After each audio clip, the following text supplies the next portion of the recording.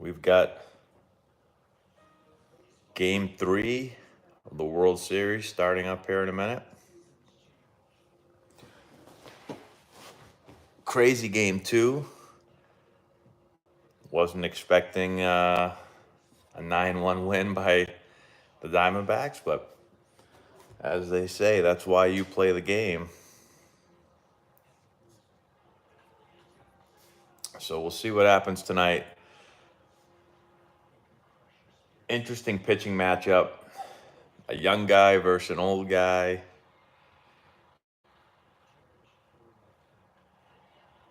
So, should be a good game, hopefully.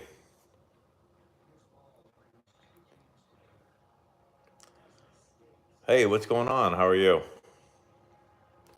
Here we go. Everyone's starting to come in now. As you come in to the chat or to the game, if everyone could like the video, that'd be awesome. We'd start out with a bunch of likes. Our goal tonight, we're going to get back to having over 100 people in here watching the game and chatting with us. Look at this drone right here.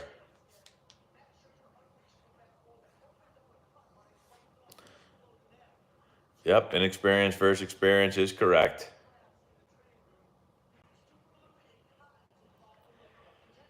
So Scherzer in his 2 postseason games, not great. They're also saying he's got a cut on his thumb, I believe it is, that they had to glue together.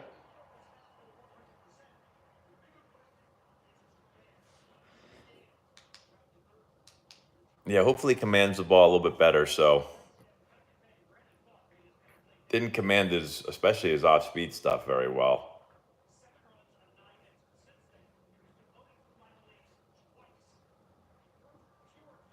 So I will say I've played in this stadium, and never in my life have I seen the ball better out of the pitcher's hand than when I played here. The backdrop or the batter's eye, which I thought they were going to show there for a second, but they didn't, is like completely green. Let's see if we can see it here. You can see it right there. All that green out there on that batter's eye, it like makes the ball look so much bigger and clearer. I love how they have Garcia's biceps. I mean, those are about the same size as his real biceps, but they make sure that they show that off in a little cartoon character drawing right there.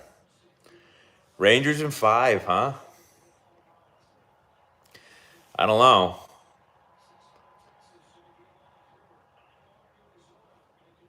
I think it's really going to come down. Oh, Semien attacking right off the bat.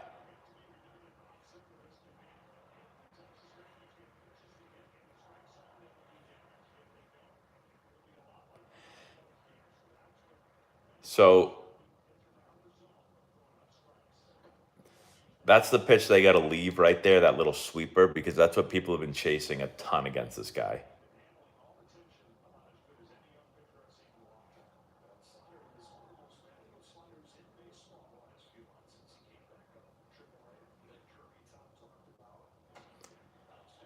And same thing with the sinker. So he's got some pretty good stuff. I don't know if you guys have seen his story, how he's gone down in the minors a couple times, but he's been really good the last few times out. And his sweeper and his sinker, he doesn't throw him for strikes a ton, but he gets a lot of swings and misses. So I'm taking the Rangers tonight. I mean, Scherzer, you don't exactly know what you're going to get from him, but I decided to go with the veteran over the young guy.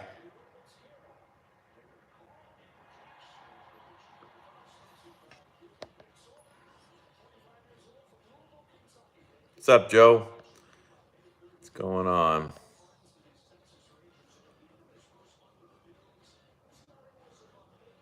I agree. Diamondbacks do have something to them this year. So what an amazing story this guy is. Like 2.7 ERA and 4 postseason starts, pitching Game 3 here, obviously in the World Series. So one thing that he does a lot against lefties is exactly what he did there. That little sinker down and away, that's his go-to pitch.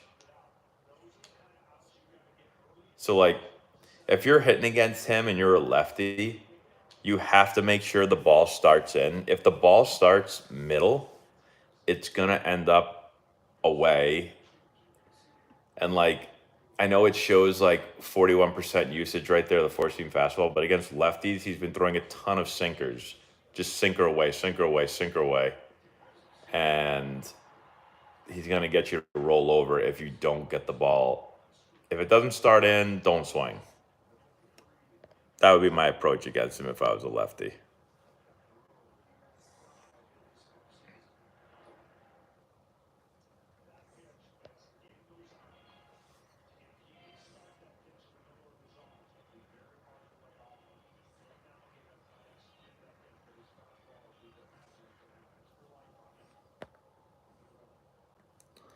Well, the chat's really weird right now. It's like hard for me to read. I don't know why it's doing that. Anyways, could everyone in this video, if you could, everyone give a thumbs up. We got 27 people hanging out right now watching. So we can get at least 29 likes. We're going for 100 tonight, like I said. Well, good first inning right there for the D-backs. You get a pop-up on the high fastball. You get a rollover on the sinker away to Seager, and then you get a pop-up on a changeup. So, good first inning.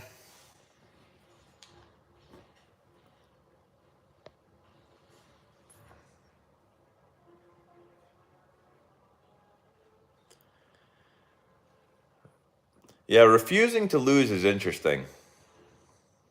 If it was only that easy to just refuse to lose. I had a coach once that told me that I could will myself to get a hit. Hey, D Porter, thank you so much for the super chat. You are the best. Enjoy the game, Matt. Love your channel. Longtime fan. Hope all is well. Thank you. I appreciate that. Thanks for watching, hanging out. Thanks for the super chat. I'm getting a little bit of a cough. So I don't know what is going on right now. I don't know if you guys are experiencing this, but it's so weird. The super chat came in like perfectly clear. I can read it. And then every other person that's writing something, it's like it's putting the text right over each other. So I can't I can't read anything. Like I see Chris Tiger Harris wrote something, but I can't see what he wrote. Let me see if I can let me hit this button a couple times and see if anything changes. Live chat. No, nothing. Still can't read it. Well, I'll do my best, but for some reason it's tough to read the chat. I'll ask Laura if she can bring me down my iPad here in a few minutes so I can read the chat off there. All right, got 35 people. We're slowly gaining people. Can everyone like the video? We get 100 likes, we're getting 100 people in here. I know it. Wow, let's see. Watching you and learning from your experience. Thank you, ma'am. So I think I read that right. It's like, I don't know why it's doing this, but I appreciate that. Thank you.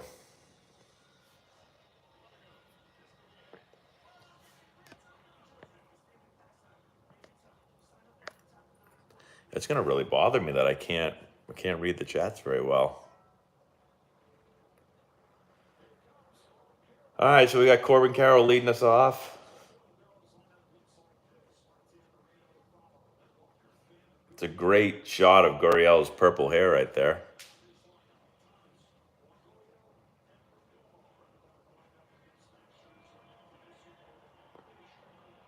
Max is already talking to himself. He's already getting pissed off. It's awesome how he's always just like,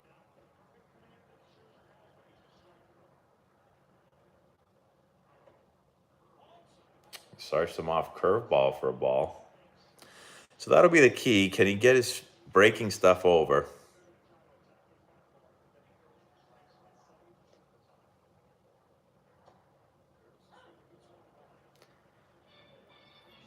Hey, thank you so much for the super chat there.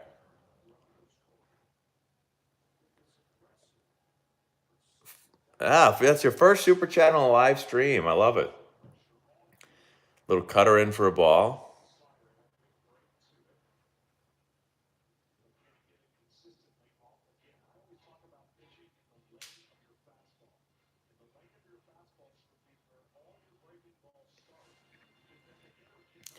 So let's see what he goes to here. Probably just going to come with a fastball since he hasn't located either breaking ball so far. Well, I threw a cutter, I guess, but so there's the fastball.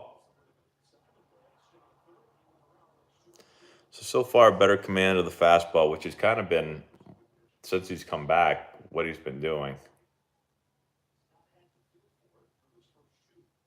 That ball's way in. That's on the chalk. He's going to do it again. No, he went with a little cutter. I love watching. I love watching Seager at shortstop. It is so smooth.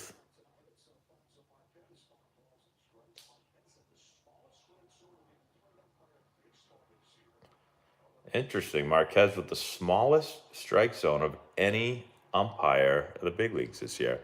It's a stat that I did not know.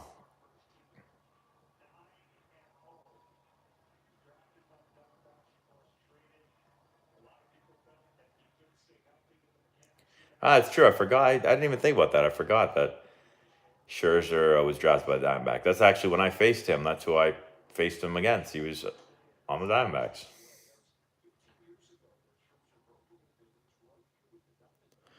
Oh man, let's see. Maybe if I click on the chat. Oh, there we go. If I click on it, I can actually see what it says. So it said, "Who do you think will win the Cy Young this?" Let me know if that's right. So when I click on that, it says, "Who do you think will win the Cy Young this year?" Let's see. Let's see if I click on this. Yeah, so that's not messing with the stream, is it? When I click on those chats, because it's not letting me read them unless I click on it. So, who's going to win the Cy Young? That's a great question. I would have to go through and look at the numbers off the top of my head. I'm not sure.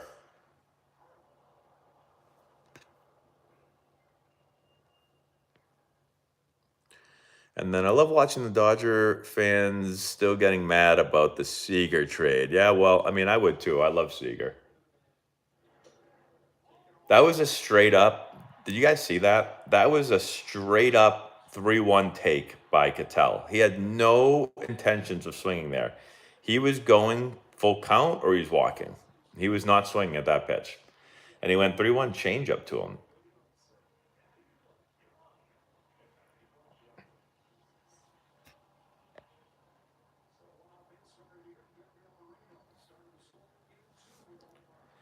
Oh, Seager. So yeah. Well, I think we know what they meant. Seager just signing with Texas. Scholar Storm, thank you so much for the super chat. What do you think about Scherzer trying to find it despite his fastball velo dropping as it has? Yeah, so well, a couple of things with Scherzer since he's been back. His fastball velo is definitely down a little bit. Oh, but that's a double play right here. Let's see. Yep, got him.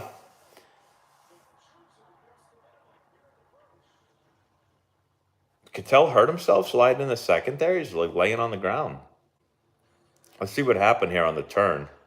Nice play by Young. Ooh, sure. Cattell went in head first. So that's interesting. Cattell went in head first. I mean, usually on a double play, you're just going to slide in feet first, but he went in head first. Looks like he might have jammed his shoulder or something. I wonder if they'll show the replay when they come back. So, what do I think about about Scherzer trying to find it despite his fastball velo dropping? Well, I think the first thing is like I think his fastball command has been the best pitch he's commanded since he's been back. He hasn't been able to locate his off-speed stuff so much, and his fastball command isn't what it was before. So, I mean, he's got to hope that he can find some off-speed. You're not going to throw. I mean, he's been throwing what 93 so far, 93, 94 maybe. I mean, that seems fast, but in today's game, that's just like your average fastball. So he's going to have to be able to find his off-speed stuff.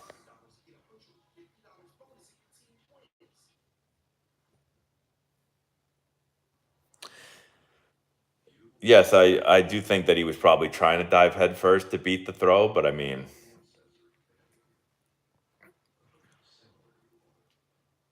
I don't know how much faster going head first is than feet first. I'd have to look at it again to see how close he was to actually beating that.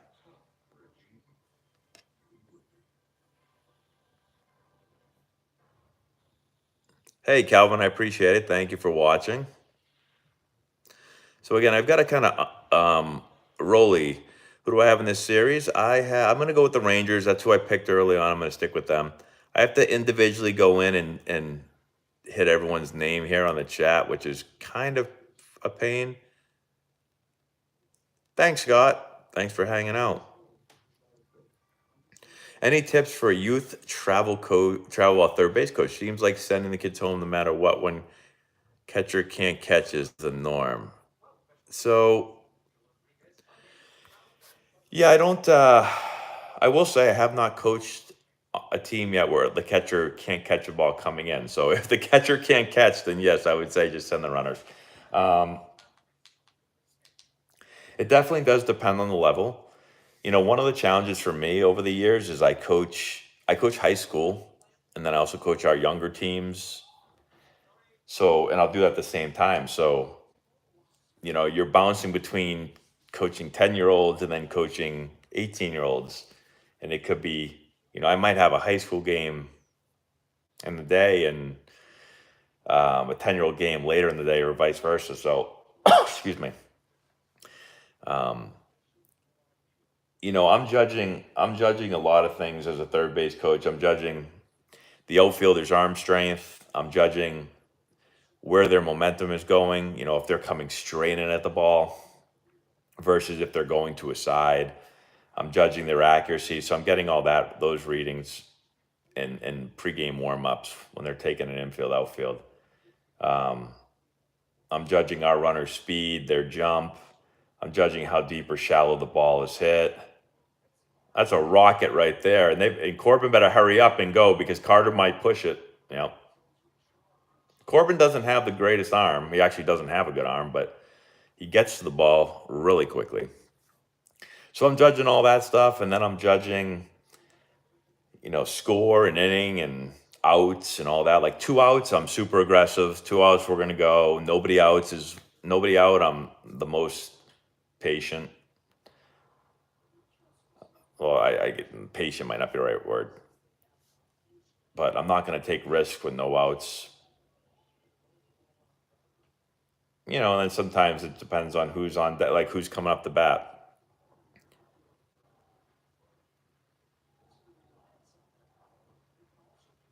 Like if I've got a guy that's, our 3-hole hitter coming up who's a stud, and it's going to be close, I might be more inclined to hold him versus if it's our 9-hole hitter, I might not.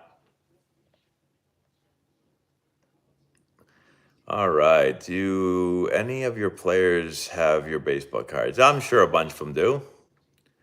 Did you face any knuckleballers? I did. I faced 2 knuckleballers during my career. Actually, both minor leaguers. In the big leagues, I never faced a knuckleballer. Here's the little 1-4-3 double play. That stinks. Broke his bat. Was that a sinker in? I was reading a question, so I didn't see the exact pitch there, but was that a heavy sinker in? Yeah, he literally almost hit that off his fingers. Holy crap. So I kind of talked about this earlier, and actually, like he usually goes more sinkers against lefties. Like right here, he's going to go lots of sinkers. So there's a sinker right there. So like he goes sinkers against lefties and fades the ball away. And then he goes usually more four-seam sweepers against righties. But right there, he went sinker against a righty and Garver, and then he went four-seam up right there. So like his ball moves a lot. His sinker moves a lot. If you're a righty, that ball has to start away from you. If it starts middle, it's going to come in on your hands and break your bat. If it starts in, you've got to let it go. So now 0-2, like what's he going to go here? Is he going to throw a sinker off the plate and see if he'll just chase it off the plate a little bit or go fastball up probably? He went fastball up.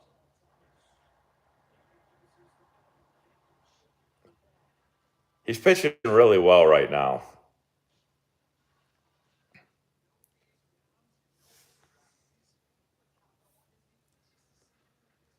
We really need to get Laura to come down here and bring my iPad down here or something so that I can read these chats because I can't. I still can't read anything.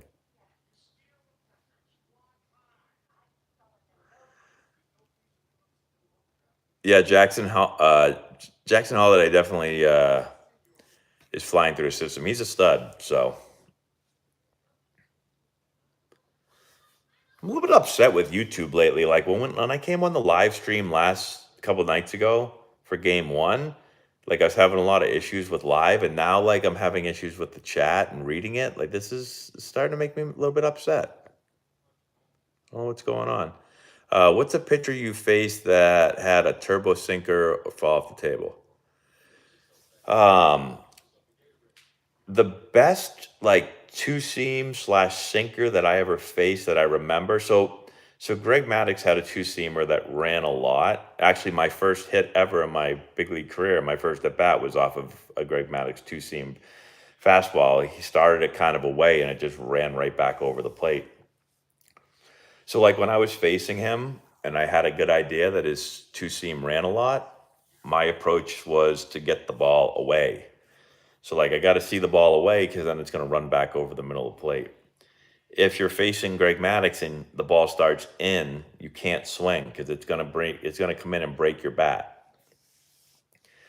But the best two seam, probably a couple of guys come to mind.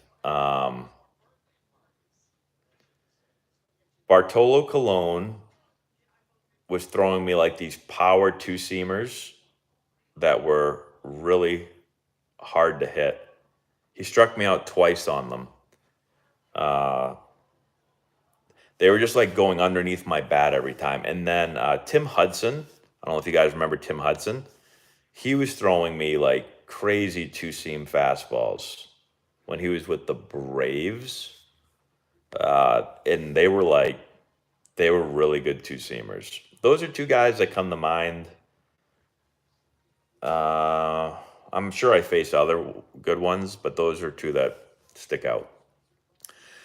Josh DMV, thank you so much for the super chat. Who would you be most afraid to big league? Aroldis Chapman, Randy Johnson, Roger Clemens, or Albert Bell? Well, I mean, Randy Johnson is scary and he's really tall, but he's kind of skinny.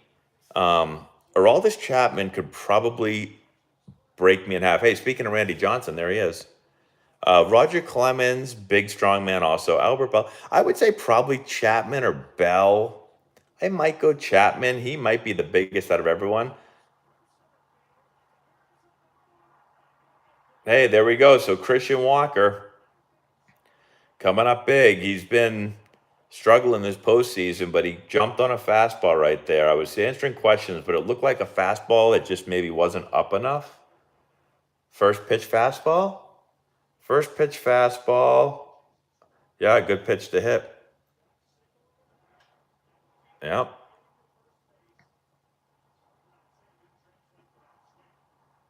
Right off the base of the wall. Well, now Max is going to have to work his way out of this jam right here.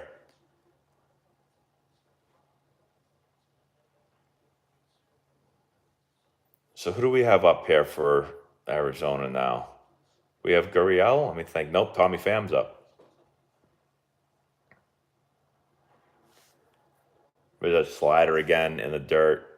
So Scherzer's still having a little bit of trouble locating his secondary stuff.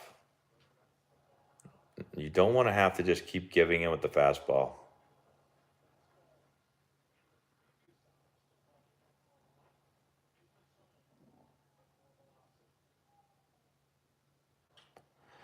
Good piece of hitting right there. So slider. Oh, they're going to send them. Guys, we just had this conversation. We literally just were talking about this. So there's nobody out. Garcia has a cannon. There's no one out. Did he run through the stop sign?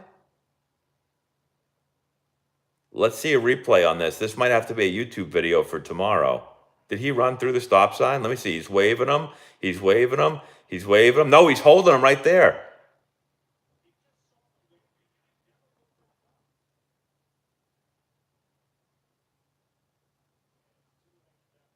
So, couple of things here, guys. So he ran through the stop sign. Now, you see him waving him, right? This is great. We are just talking about coaching third base. So as a third base coach, you're going to get down the line as far as you can. So you see how he got down the line? So he's waving and he's getting down the line because he wants to read it. Like maybe Garcia bobbles it. So you're gonna say, let's go, let's go, let's go. You come down the line, and then you can put up the, stop sign. But Walker looks like he saw the let's go and then just put his head down and ran. You have to continue to pick it up. I mean, that could be a huge play in this game. Because you stop them there, you've got first and third. Unless I didn't see if Pham was running on the throw because he saw it read it up high.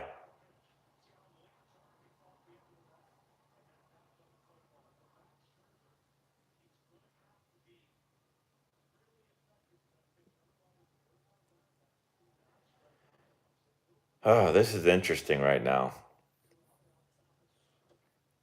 So I'm gonna make a video. I made a video about the pickoff of Tommy Pham. Now I'm gonna have to make a video, especially if this game comes down to a close game. That's gonna be a huge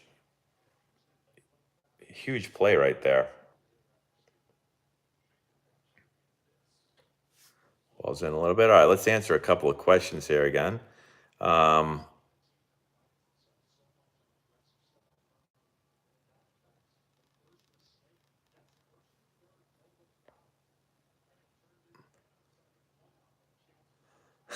From video game Matt. That was like a video game Matt.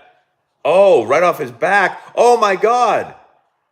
Unbelievable. That ball hits Max literally in the ass, right to Josh Young, who barehands it and throws it on. What a crazy inning. I mean, if you're a D-backs fan, you got to be like, what the hell is going on? Oh, it hit him in the back of the elbow?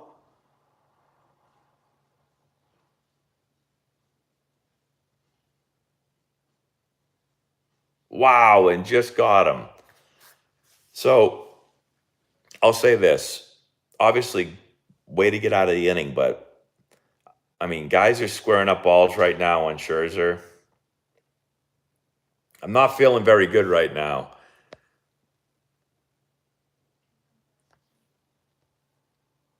Hey, what's up, Eric? How you doing? Yeah, I think it might have hit the back of his elbow. That's what it looked like. That is crazy. Yep, just how they drew it up. Exactly. That is a crazy, crazy play. So, snakes got snaked. Yeah. That was incredible right there.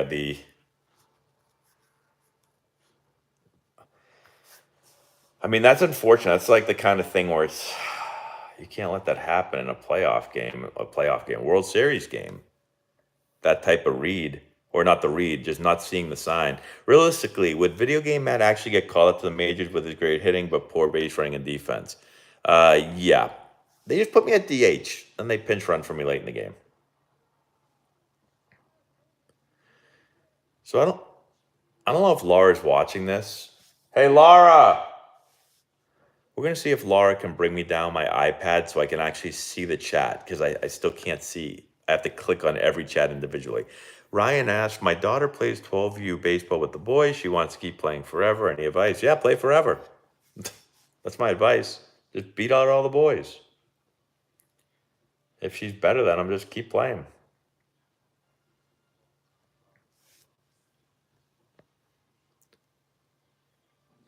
The old back assist. Yeah, I agree. You gotta. So typically, the way that you would coach it, running the bases, especially around third, is you're gonna approach third. You're gonna pick up your third base coach. You're gonna see him waving you. You're gonna put your head down, and you're gonna see your foot hit the bag. And then after you hit the bag, you're gonna pick your head back up again and pick up the coach again. And remember, the coach is way down the line. Like he's not standing right near third. On that play, he's halfway between home and third. So you've got plenty. You see the bag, and then you look up, and he's going to be way. I mean, he's going to be 45 feet down the line, and you're going to see him holding you up, and you stop.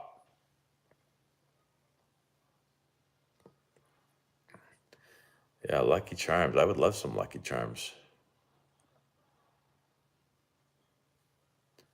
Yeah. Well, it's technically not Christian Walker's job to even on that know the player's arm strength going home. Now you should know it going first to third, and you should know it going home to second. But going from second to home on a ball to right field, that's not your reads. You're not even reading that. You're just literally the third base coach tells you what to do. That's it. You don't do what you want to do. So he just saw him say go, and they just never picked him up again.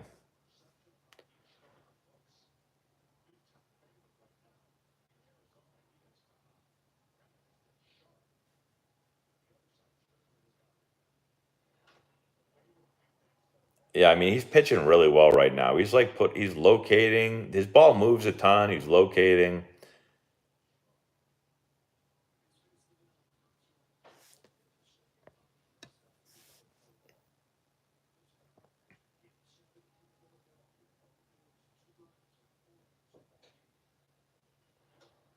Oh, so I mean, that pitch right there is probably a strike. Oh, there's so many times in the major leagues. Maybe a little low. There's so many times in the major leagues. I say so many times like I was there forever. I wasn't. Yeah. So the tough part is that ball came out of Garcia's hand high, and Pham was rounding and going the second. So it would have been second and third, nobody out. Instead, it's man on second and one out. We've got a super chat, everyone. ATL Clutch, thank you so much for the super chat. Keep up the good work. Also, don't hire Greg Maggs to renovate your house. He'll just paint the corners. That is true.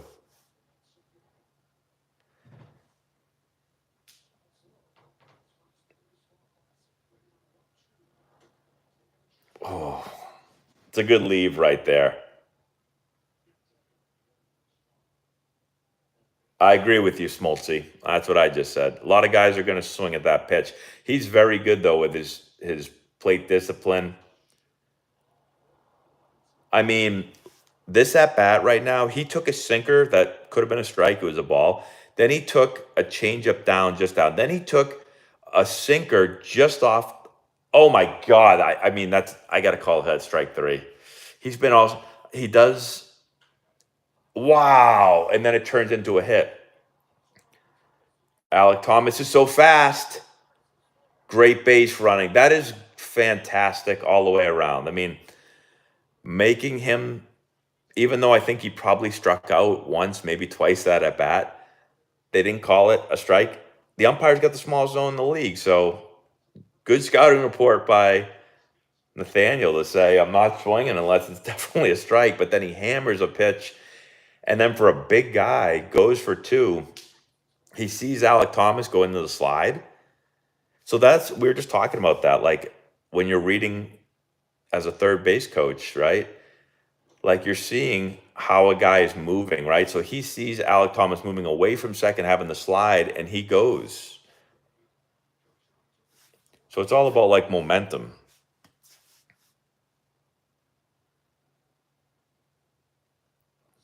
So let's see what happens here. So you had not good base running by the Diamondbacks. Now you've got good base running, good leave right there, and the sweeper down. So far they're doing a good job not chasing.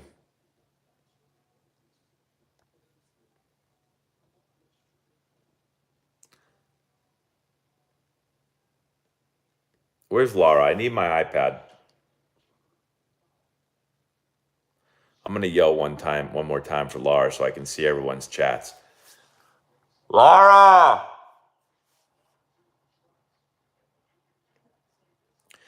While I'm yelling for Laura, if everyone could give the video a like, that would be awesome. We have 30 likes right now.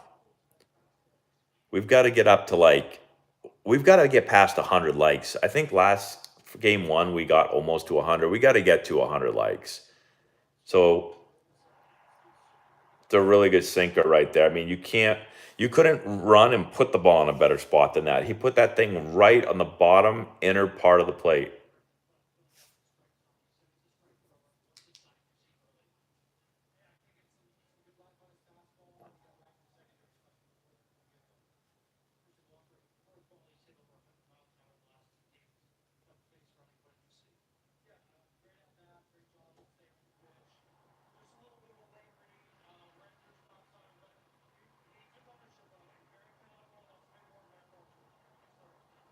I mean, so I just wanted to hear what Torey Lovello said right there. I don't know how you would not want to play for Torey Lovello. Like he just seems like he would be awesome to play for. I told you guys in game one, like I know Torey a little bit. Like I coached his son in college, and I've gone out and eaten meals with him before. So like I kind of know him a little bit, not like super well, but like how he seems like such a good guy and just such a good manager. I want to play for the guy.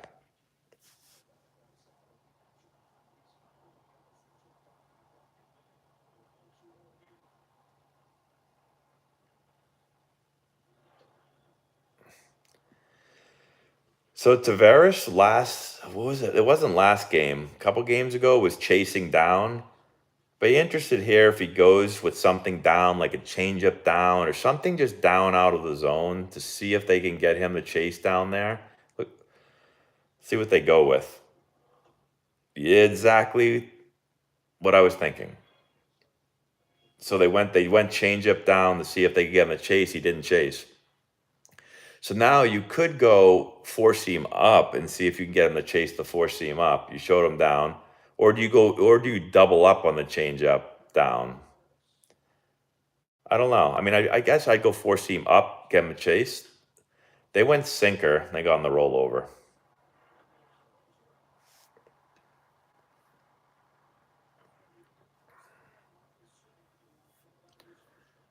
Let's see. So it looks like I might have missed a question about running or something because someone mentioned Jacoby Ellsbury. I've been watching Road Association from the beginning. It's better than a TV show. So good. I appreciate that. If you guys haven't all seen Road to the Show series, then go check it out.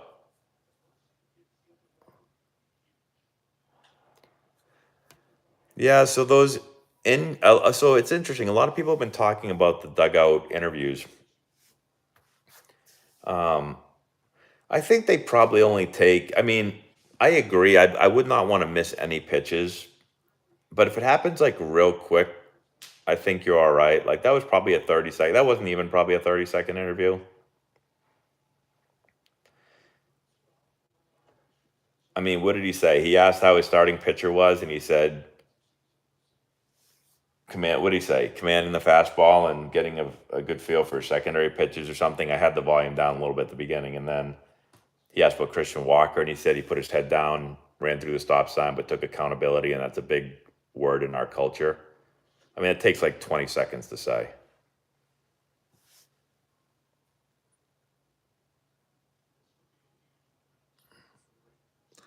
Yes, you are correct. Wake Forest does have, or Antonelli Baseball does have Wake Forest colors, and that's because I went to Wake Forest. There's a reason we are black and gold. Uh-oh, is that going to drop? That's going to get down? That's going to get down. And there's a run.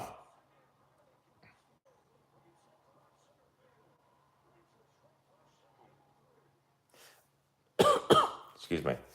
I'm getting a cough all of a sudden. Just started this morning.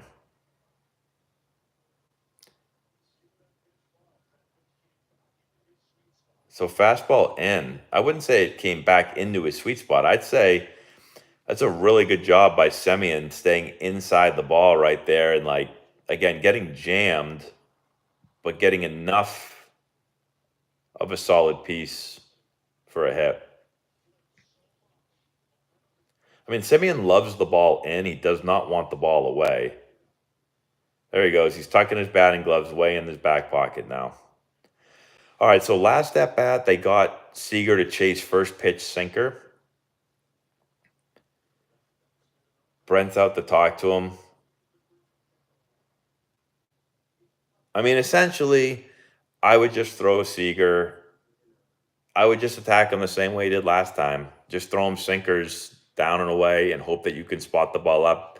Don't miss glove side. And if you're Seager, you got to sit on something more middle in, and anything that starts kind of middle, you just got to let it go. Like they're going away again, it looks like. There. So that's what you have to do, exactly what he just did. So you have to sit in so the ball will run back over the middle of the plate and you can hit a homer. If that ball starts middle, you let it go and you don't roll over. So kind of what I just said happened. I said you got to go away and you got to just hope you don't miss glove side, and he missed glove side. So that's like the one danger with Seager. Well, there's a lot of dangers, but he just missed glove side. If you're going to miss, so here's a little pitching tip. It's easier said than done. If you're going away, you have to miss away. So like you can't try to throw the ball away and miss in. Especially to Seager. Seager destroys any ball inside. So you have to, like, I don't know what Brent Strom said to him. I'm almost 100% positive he said, I'm pretty sure he didn't say, throw him a sinker middle in. I'm guessing he said, we're going to get him out a sinker away or we're going to put him on. I don't care. And usually, like, anytime I'm talking to a pitcher, I don't ever say, like, what not to do. So I wouldn't say, like, don't throw the ball into this guy. Because I always try to not say don't. I always give the example of the pink elephant. Like, if I want you to, if I wouldn't say don't think about a pink elephant, because then you think about a pink elephant. So I wouldn't say don't throw the ball here. I would just say where we want to throw the ball. So yeah, he's not too happy. So I would say, listen, we're going to attack him sinkers away. If you miss, we're going to miss we're going to miss off the plate. We're not going to give him anything to hit. He loves the ball in. All right, we got 60 people in here. So again, if everyone could give the video a thumbs up, we're getting to 100 tonight. So the sweeper off again. He's actually thrown, so he's trying to get the righties out on the sweeper, which is what he usually does, but he's not throwing it close enough, so they're all spitting on it. Like, it's not a competitive enough pitch, and guys are taking it.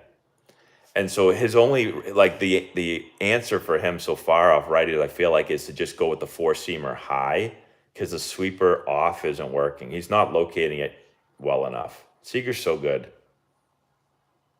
He's literally like just a one-man wrecking machine.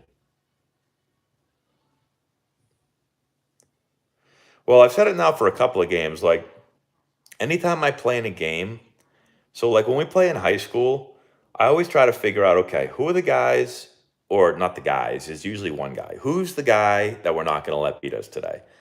And so I'll tell our catcher and our pitcher, and I'll say, like, listen, this is the guy. If there's guys on base, we're not letting him beat us. Now, in high school, the home run's a little bit less in the equation, especially at our home field last year because the field's so big.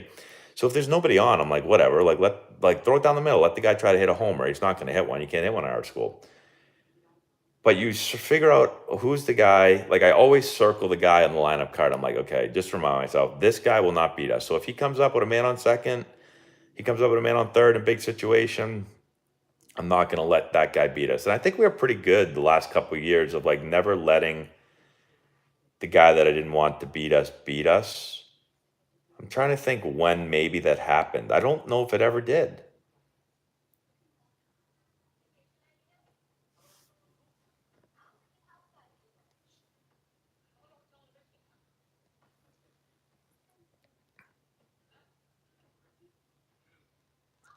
Thanks, Penny. I would love to be on games commentating, which I think that would be fun. Not like every game. Like, I don't think I want to do it as a profession, but I just think it's fun to do. Hey, thank you so much. Go get your iPad. Laura!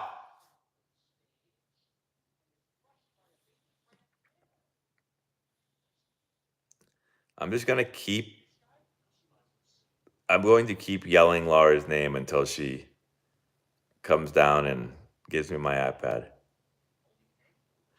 I was fast, Tommy Tanks. I still can't read anyone's chat, though. Like, what is going on with YouTube that it's doing this to me?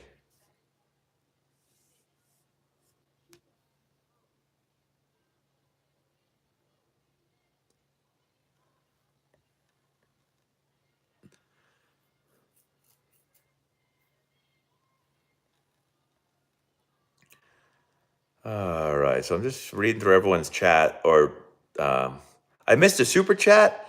Where? Hold on a minute. I missed a super chat. Sorry, I can't see any chats right now. Like it's just a mess. There we go. Scherzer locating first pitch curveball. Before you were drafted, the scouts compare you to any player. Yes. So, Josh, thank you so much again for the super chat, and thank you to whoever told me that I missed the super chat. I didn't even see that. But all the chats are just all jumbled up right now. So, interestingly enough, I was. You know what we're gonna do? I'm gonna ask you guys. Even though I can't read anyone's chat, I'm still gonna ask you. So I'll ask you for two things. One, everyone liked the video. I'm going to keep saying that because we're going to get to 100 likes tonight. Two, we're going to say, I want to ask you, who do you think they compared me to? So I was compared coming out of college to a player. I'll give you a couple of hints.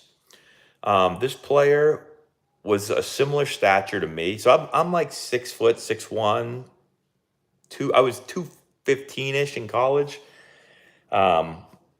Oh, nice. Little cutter there. Almost looked like a slider. It said cutter, but there was a little more downward action to that pitch. I thought that was more slider.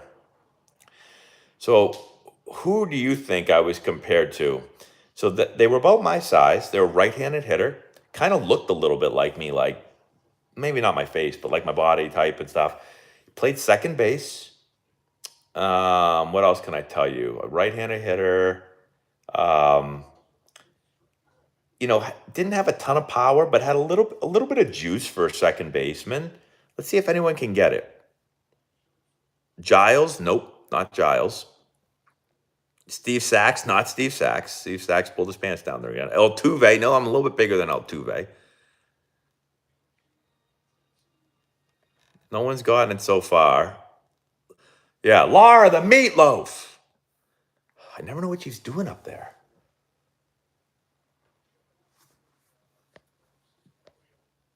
Aaron Hill, that a baby. Stadium landings. Aaron Hill, that's him. You should get a prize for that right there. So I was compared to Aaron Hill. So if you go back, did you cheat and go on Google and look up my draft thing? Because that was my player comp back in the day, Aaron Hill. Good job. Very impressive. That makes sense. So I was going to say he played for the Jays, but I didn't want to give it away. So there's a little cutter, good pitch. So Max is starting to locate here a little bit now.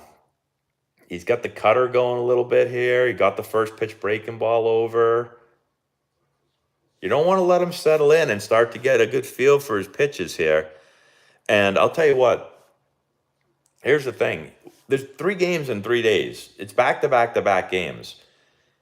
So the bullpen and the use of the bullpen is pretty critical. So if you can get a really good outing out of Scherzer here and let him go a little bit, would be huge. What? How is that a ball? That ball, I mean, you can't throw a ball better than that.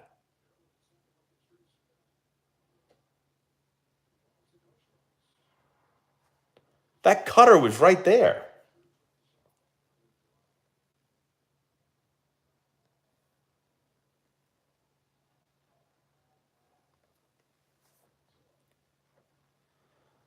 I mean, honestly, at this point, with how small this zone is, I would just take. I'm just taking every pitch.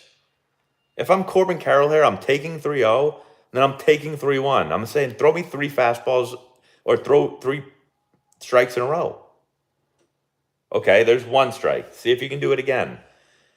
Because you're thinking, okay, he's not going to throw a fastball right down the middle to me here. I mean, he could. It's 3-0. I mean, it's 3-1. You're up 3-0. So you might just throw a fastball right down the middle. See, my strategy worked. He's not going to call a pitch unless it's completely over the white. I don't want to see his thumb. I want to see where that pitch was.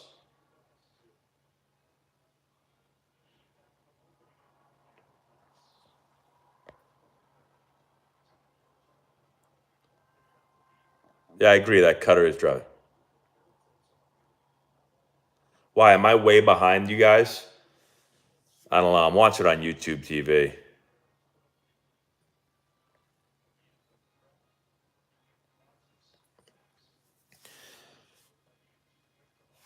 So has not picked off a runner in a long time.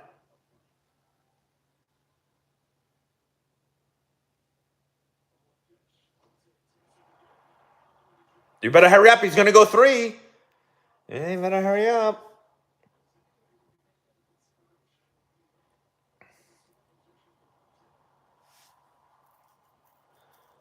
I mean, if I'm Carroll, I'm running. I would have been running right away on Scherzer.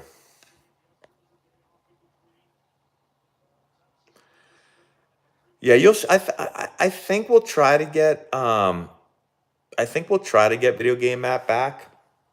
I can't give you any promises, but that was the pitch right there that had to be hit. 4-seam, middle. Mad Max gets out of it. Man. All right. So I'm going to try one more time to get Laura. Sorry that I have to keep screaming. Laura! Can you hear me? She can't hear me. Even if she can, she's ignoring me at this point.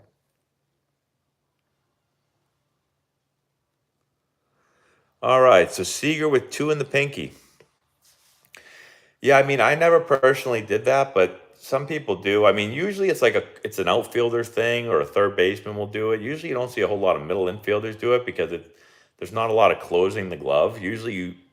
But usually by going 2 fingers in the pinky, like you get the glove closes easier, the pocket is a little bit nicer, and as a middle infielder, you're using a lot of 2 hands.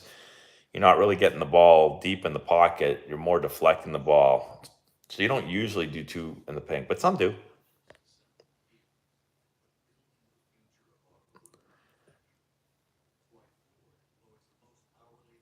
No, I won't. I won't wake the kids. So I'm in the basement right now, and then the kids are up on the second floor. So when you yell from down here, like you can hear it on the first floor, but you can't hear it on the second floor. Plus,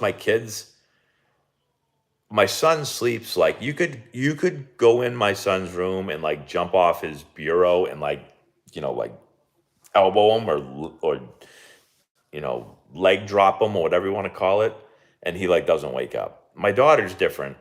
She will wake up if you like try to tiptoe in her room. She'll wake up, but her room. So like right now, I'm in the furthest possible spot in the house away from her room. So her room is way over there, and then 2 floors above me, and it's on the other side of the house. So she will not hear me. Cowboy Matt. Yeah, those are the good old days. I like Cowboy Matt a lot too. All right, let's make sure I haven't. In your opinion, if you had to pick what, excuse me, one, what's the most common flaw you see with hitters you work with? Well, I work with so many hitters. I don't know if there's a common flaw. Every hitter is pretty unique, but it also depends on the age of the hitter. So the one interesting part about what I do is I work with so many different hitters and so many different ages and I have this conversation a lot, like with Nick Palma, one of our hitting coaches, and obviously with my dad. We notice a lot with like younger hitters, you'll see a lot of guys that like don't get in good posture, are always just kind of spinning off the ball. It's a good lead right there. Although it's first pitch, so you're not going to swing at that low sinker. But I mean, if I'm both teams here, I'm making I'm making both pitchers get in the zone. The umpire's shown that he doesn't want to call strikes. Like if he didn't swing at that changeup right there, that's ball two.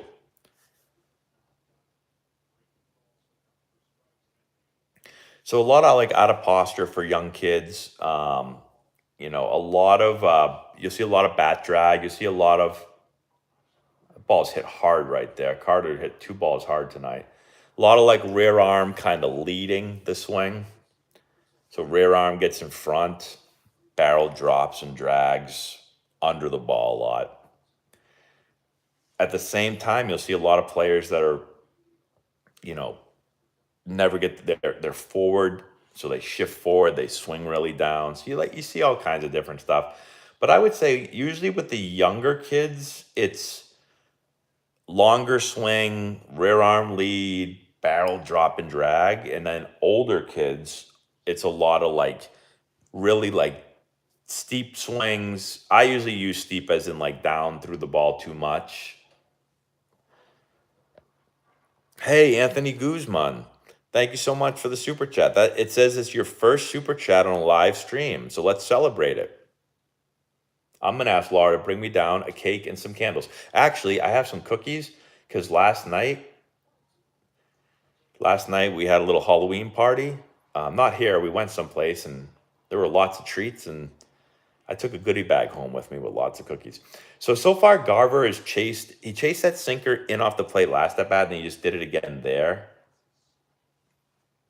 So then they went, see, so now that sweeper that just struck him out, that's the sweeper I'm talking about. Like his sweeper so far has been too far off the plate, been non-competitive. That sweeper was nasty. That started as a strike, ended as a ball, but it only ended as a ball, like this much.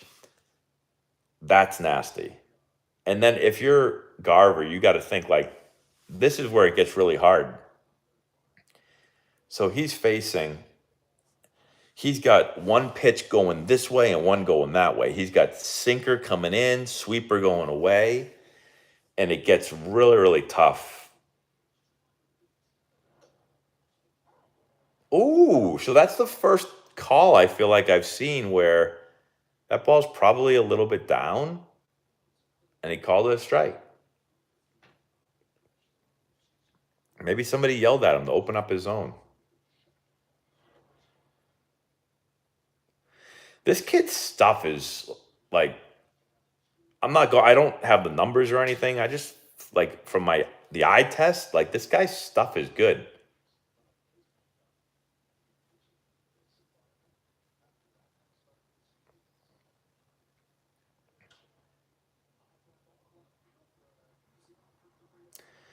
All right, so quick inning right there. Let's see if Mad Max still has his stuff going. I'm gonna scream for Laura again here in a second. Oh, everyone, could everyone give the video a like again? We're at 61 likes. I think we can get to 70 likes right here, right on this one push. I think we can do it. It looks like maybe someone asked what kind of glove I used or something. So I was a Rawlings guy. Personally, I wore Rawlings my whole career.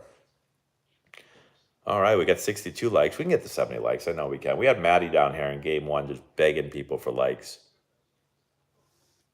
I might sprint upstairs and get an iPad. Think I can get back before the next pitch?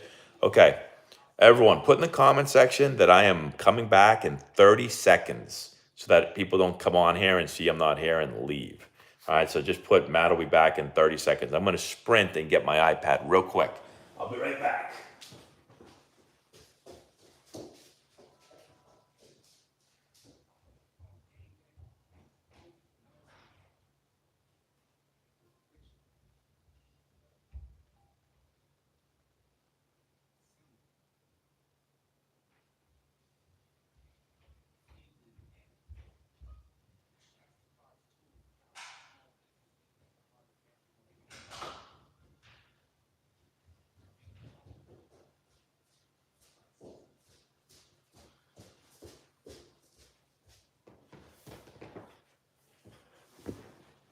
All right, we're back.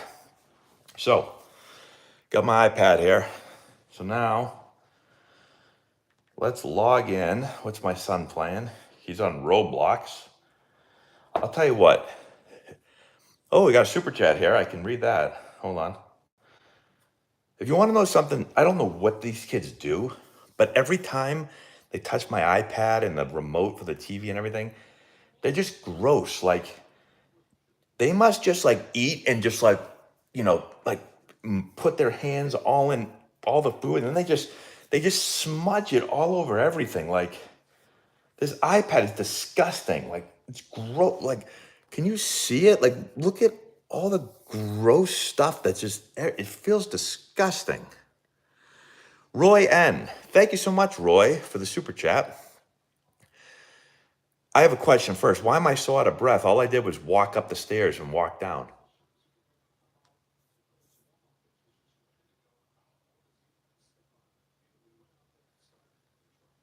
Uh-oh.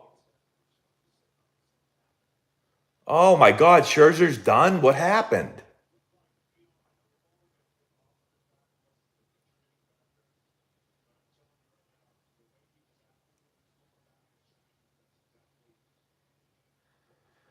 Oh, so everybody, I just said how important it is in this. So Gray has been really good, at least his last time out. I just said how important it is to be able to go deep with your starter in this game, and he's gone. So now they're going to go to John Gray. John Gray was a super high pick, wasn't he? I feel like he was like a really high pick, like top 3 pick overall. Maybe I'm wrong with that, but I feel like he was. Is this the John Gray that was out of Oklahoma? Is that the same John Gray? I don't know. Okay, Roy, thank you again for the super chat. 13U travel coach telling my lefty first base son to swing out of the zone due to bad umps. Advice. He does get a lot of walks, but does get many hits. Okay, so you're telling him to swing out of the zone due to bad umps. So this is what I would do. I don't know if I tell him to swing out of the zone. What I would tell him to do is I would say, listen, these umpires stink, okay? This is a talk I give all the time. Like, fellas, this umpire stinks, okay? We've got to be more aggressive early. If you get your pitch early, you got to attack. You got to be anticipating your pitch. You got to swing early. Because if you take your pitch early, you're probably never going to see it again because this umpire is going to call everything. All right, when you get the 2 strikes, you're going to have to expand. We're probably going to get on the plate because this guy's going to call everything a foot off the plate. So we got to get on the plate. You're going to have to battle. You're going to have to try to put the ball in play. That would be my approach to bad umpires, which is really all of them. And nothing, and I don't blame the umpires. I mean, when they're umpiring young games. Now, I do blame the umpires in a high school game that do that. But if we're talking like young kids, like, I get it. They don't want to be there all day. All right, I'm going to close these apps down because my son's got 57 apps open on the iPad. All right, let's go to this stream here so I can see the chat. There we go. I can see the chat so much better now. All right, now I don't have to. Now I can just look down instead of looking up all the time. All right, you're welcome, Roy. Yeah, I didn't think Scherzer felt pain either. It must have really been killing him. The fact that he came out of the game like that. Sweeper and slider are the same. I hear both when talking about the same pitch. So a sweeper and slider are technically not the same. Usually a slider, so both pitches are going to move somewhat in the same direction. They're both going to move glove side. A slider is going to have less horizontal movement than a sweeper. So a slider is going to move, I think, on average, like 8 to 9 inches. I think that's what the typical slider is, like 8 to 9 inches of horizontal movement. So it's going to move this way, 8 to 9 inches. A sweeper, I believe, moves like 12 to 14 inches on average. So a sweeper is much more horizontal movement. So like that right there is a slider. You can see like it's moving horizontally, but it's also got a little bit more depth to it, and it's not as big horizontally. So yeah, the sweeper. Some people get mad and be like, "Sweeper's a made-up pitch." It's not really. It's another way to categorize. I guess it's a type of slider.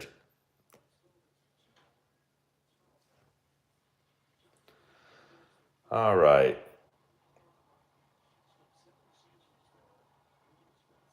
Yes, he did have. He does have a gash on his thumb, although it didn't look like the gash on his thumb was what was bothering him.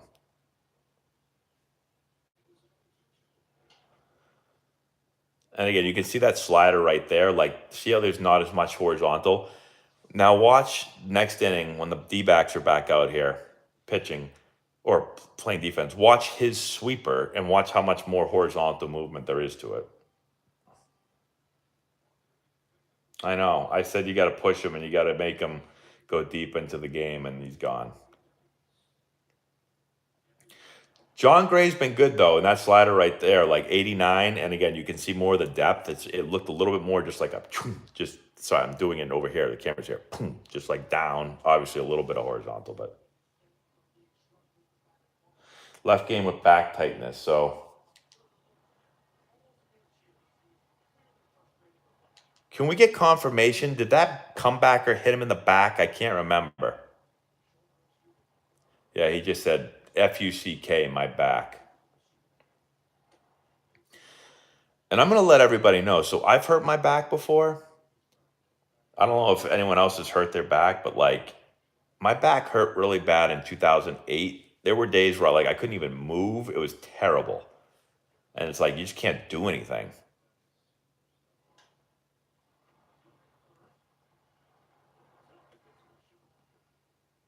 John Gray did go to Oklahoma. Okay, I was right. So I do remember him in college.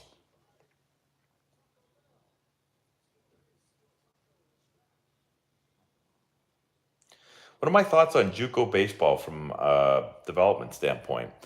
Um, yeah, I think there's a right place for everyone. I think JUCO can definitely work for players. I think there's some really, I mean, there's some JUCO teams that are like outstanding baseball. Typically, like you can get great JUCO baseball. You can use JUCO as a way also to play a few years at JUCO and then transfer maybe to a Division 1 school. Not to say Division. I mean, there's some JUCOs that can beat D1s. There's no doubt about that. Probably beat a lot of D1s. JUCO usually, from what I've seen, he's just slidering everyone to death right now. So JUCO typically academically is a little bit lower than some schools. So sometimes players will go there if they need to improve on their grades. Maybe they can't get into college. We've had that. Some players that go there that can't get into some D1 schools will go to JUCO to try to improve their grades. A lot of times, excuse me, JUCOs are less financially, so it's a good way to be able to go and save some money and not have to spend as much money on college, because colleges now are like outrageous. Sometimes JUCOs have more scholarship money than some other schools.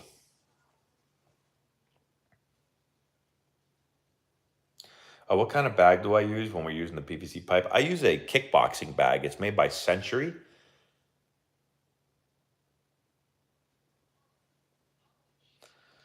So does size matter when it comes to college baseball?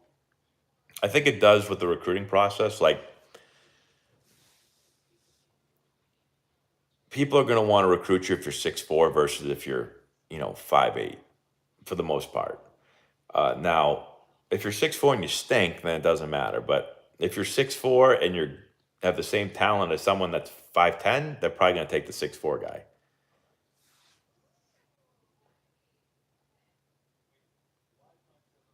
Bye, Pam. All right, we've got 70 likes. So we got up to 70 likes. Now we got to go for 80 likes. So everyone give the video a like. Can I like it from my own page? Let's see if I can. Ha! I just got a 71 likes, everyone. I could like it from my own watching it here. I'm gonna have Laura like it. Laura!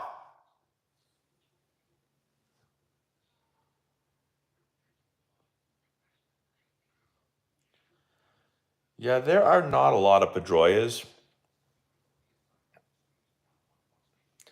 You know, I saw Pedroia play when I was a freshman. We were playing. My first ever college baseball game was against Rice, and we were playing in a tournament at Rice, and Arizona State was in it, and they played before us. And I remember going to the game, and everybody was talking about how good this shortstop was from Arizona State, Dustin Pedroia, and I'd never heard of him before. And I watched him, and he was like this big, and I was like, "Are you like this is the guy everyone's talking to?" And every at bat that I watched him that game, he had a rocket. It was like rocket, rocket, rocket. It was crazy. I was like, "Oh, this guy can hit."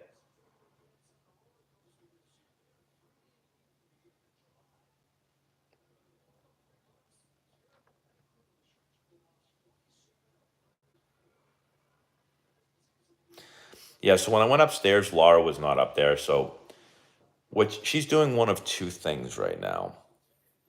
Thing number one is she always so when we just put the kids to bed, I usually put my son to bed. She puts my daughter to bed. My daughter needs mommy to lay in her bed at night, and then my son usually asks me to lay in his bed. So he read his book to me, and then I came down for the game. Um, my wife goes with my daughter, so she's either on Instagram right now, just laying in bed as my daughter falls asleep on Instagram, just scrolling, scrolling, scrolling, or she fell asleep in there. Usually it starts off as scrolling Instagram and then she falls asleep. So one of those two things is happening right now.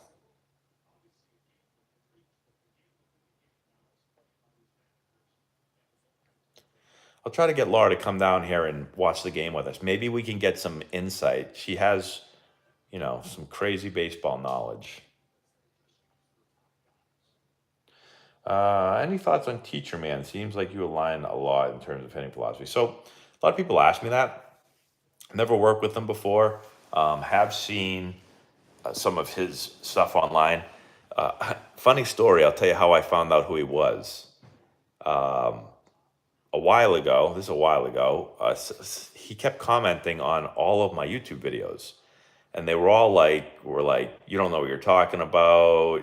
You don't know hitting. You're wrong." And I'm like, every one of my videos, I was like, "Who is this guy?" So I started writing back to him, and I was like, "I don't care. I really don't care what you think." Or I would say like, "What's wrong with it?" Like, please tell me if you know the answers. Tell me. And but he would never tell me. It would just kind of kept writing in like code, and so then I was sick of looking at his thing on every single channel. So then I blocked him. So he'd stop commenting on all my videos, and then I haven't. I mean, he can't. I don't think he can comment now. Guys, so and girls, I've been talking for a minute. Did he just call that a ball? Holy shnikes. The entire baseball is on the plate. The whole baseball. The whole baseball was on the plate there. I know he missed his spot. That baseball was off the plate a little bit. What is going on right now? Um, okay, so back to my thoughts on that. So, well, that's how I found out who he was. And then I started looking at some of his videos to see and so I would say we are similar in some things and different in others. So I will also preface it by saying I don't know everything he teaches. I've never worked with him. I've had some players that have worked with him and then work with me, and a lot of people be like, "Oh, you guys talk similarly but have some differences." And so let's see.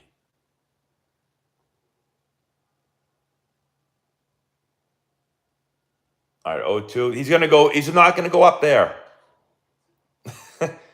Moreno drives me nuts. Moreno always does that. Anytime he puts his glove up and says, "Oh, fastball up here," he never goes up there. Like, you should have sometimes say, "Okay, up here," and then throw it up there. He always goes, "Fastball up here, change up down. Fastball up here, sinker down."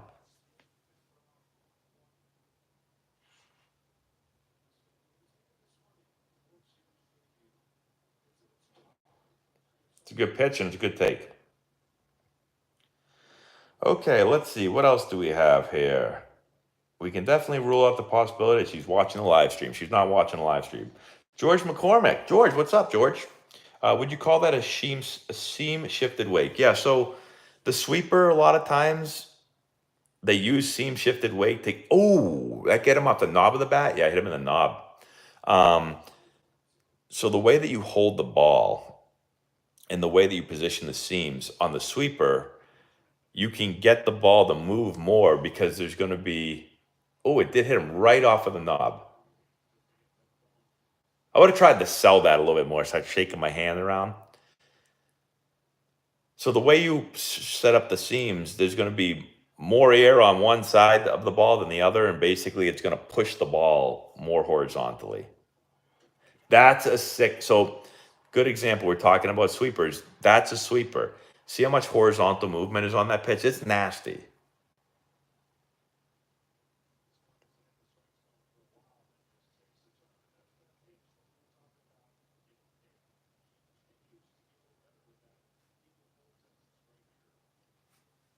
That's a sick pitch right there.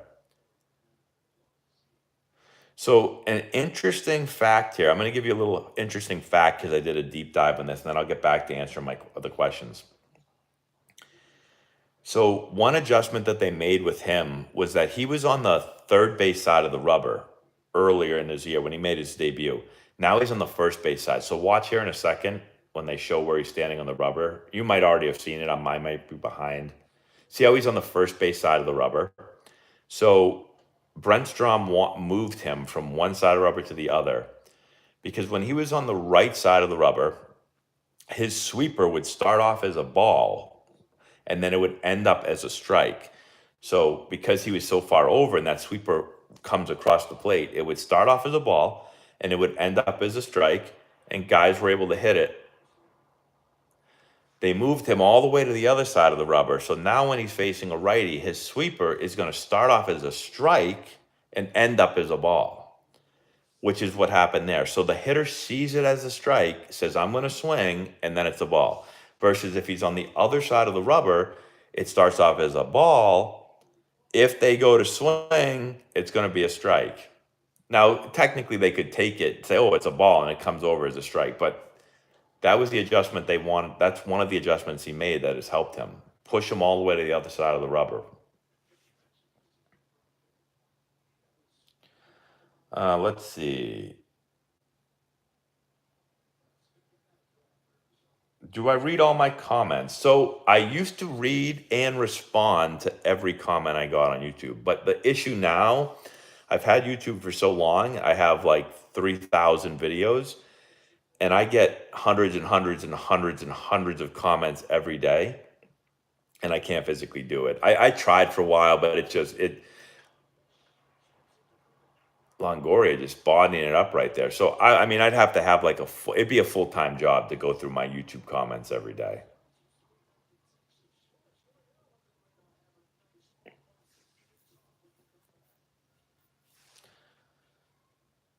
Let's see.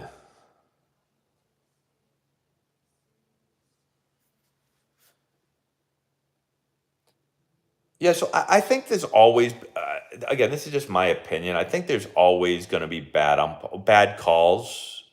I think bad calls now get much more attention because, again, we have that box around the zone, which we didn't before. Like, we have the ability to see, like, what pitch exactly is a strike and what's a ball. And, if we didn't have, like, the red dot coming up in the box, like, when the catcher sets up and then, the spot's missed, but the catcher goes way over here and it happens quick, you wouldn't tell normally. Like, if we go back like 10 years ago, 15 years ago, you might be like, "Oh, that looked like a strike," but I don't know. Now it's like they get the dot, they get the box, then they show they got a camera set up like right over the plate so you can see where the ball crosses and all this stuff. Like back in the day, we didn't have any of that. Plus now we have like I'm watching this game on 4K, so it's like picture clear. Back in the day, it's like you can barely see anything.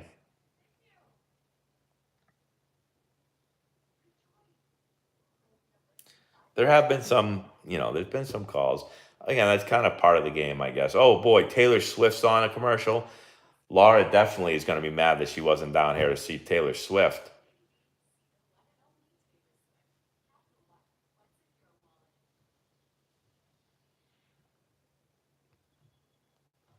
If I have to hear about Taylor Swift and Travis Kelce anymore, I'm going to lose my mind.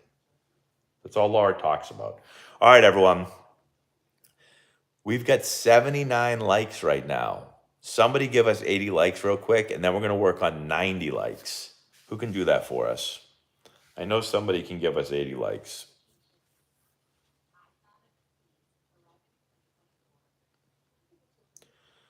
All right, well, you guys give me 80 likes on this video. There it is, that away. I'm going to read some more questions now, since we have a little timeout here in the game.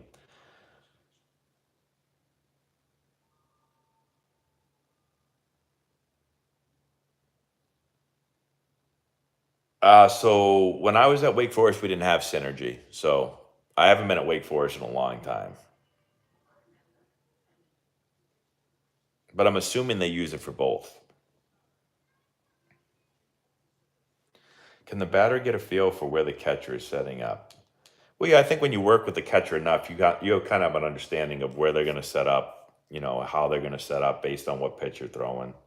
Oh, can the batter get a feel? So I thought you said can the pitcher, sorry. Sometimes you can see it. You can see in the day, sometimes you can see the shadow down on the ground. You can see the shadow of the catcher moving around. But it's a little bit hard to know. Like it's tough unless you're peeking back, and that's kind of frowned upon.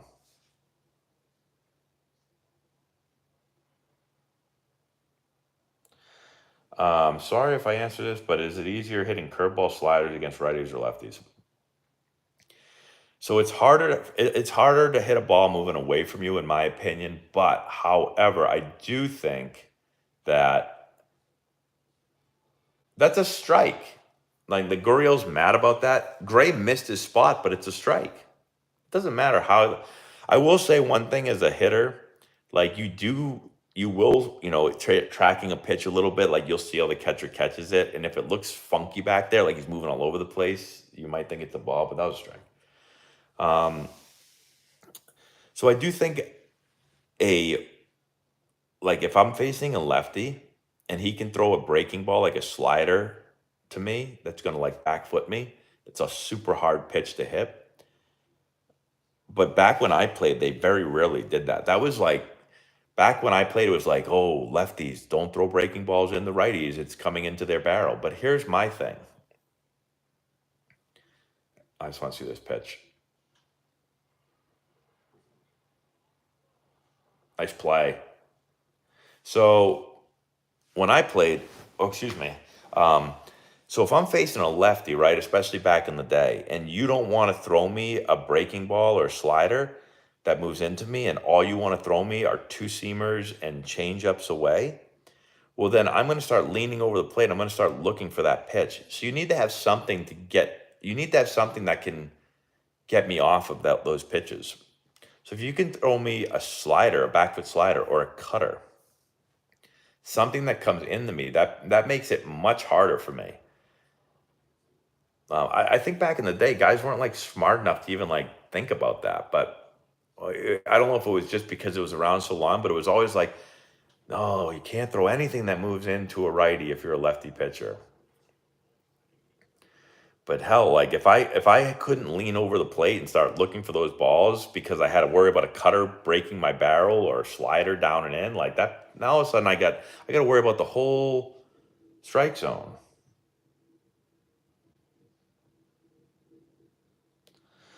So I picked the Rangers to win the series, basically based on I trusted the Rangers hitting more than the Diamondbacks hitting.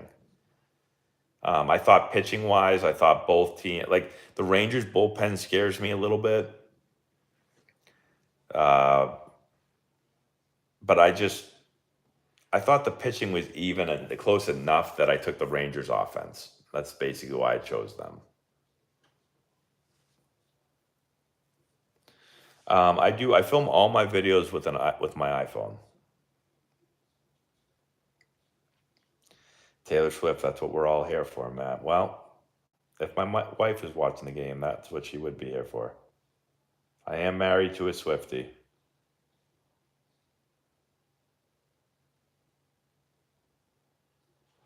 Yes, check them. Didn't go. If I could teach one thing to an 8-year-old, what would it be? Well, I have a 9-year-old, so and he just turned 9 last month, so I mean, Gray's doing what he did last time he pitched. Like he's coming up huge right now for the Rangers. And Garcia's arms are humongous. So I tell my son when it comes to hitting, I tell him swing hard. So I want him to hit the ball hard. I want him to be aggressive. Like those are the two big things.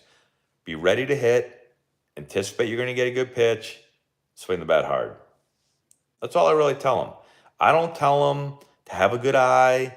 I don't tell him any of that stuff.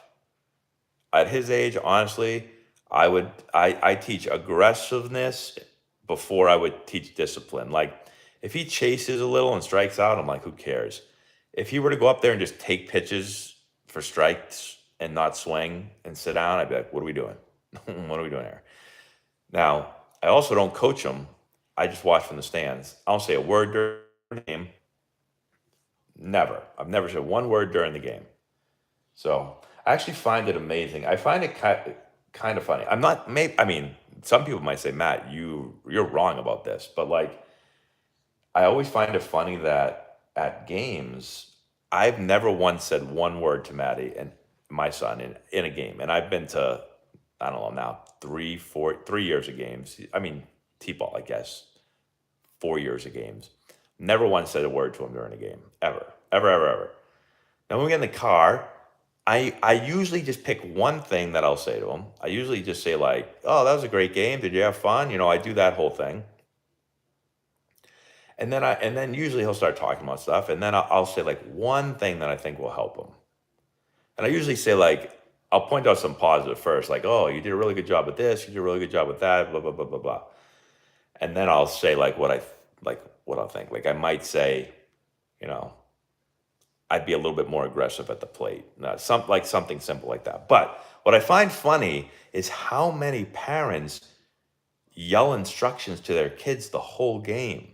Like go down to the field, like go down to the dugout, go up on the fence, yell and stuff. And like I'm always sitting there and I'm like, I don't want to say I know more about baseball than a lot of these people, but I'm just like, how can you go and like be yelling at stuff at your kid the whole game? People might think I'm crazy for not yelling anything, but I don't know. I just let them play the game. I hate when kids constantly are looking up in the stands at their parents. It drives me insane. Like if I ever see Maddie like looking at me, something I do it, I just point at the field. I'm like, look at the field. Don't look at me. Don't look at me. I'm not playing the game. You're playing the game. Don't look at me. And that's why I don't talk to him either. Because if I've always noticed the kids of the parents that are always talking to them, they're always like looking up in the stands every 2 seconds. They're at the plate, look in the stands. They're on the mound, they throw a pitch, they don't like the call, they look in the stands. I'm like, oh my God. I have to tell kids that I coach all the time. I'm like, guys, I don't care what your parents are doing, and you shouldn't care either. Like, play the game, please. Anyways, that was a long ramble, but there's some advice for all parents out there. Ah, I just missed that pitch.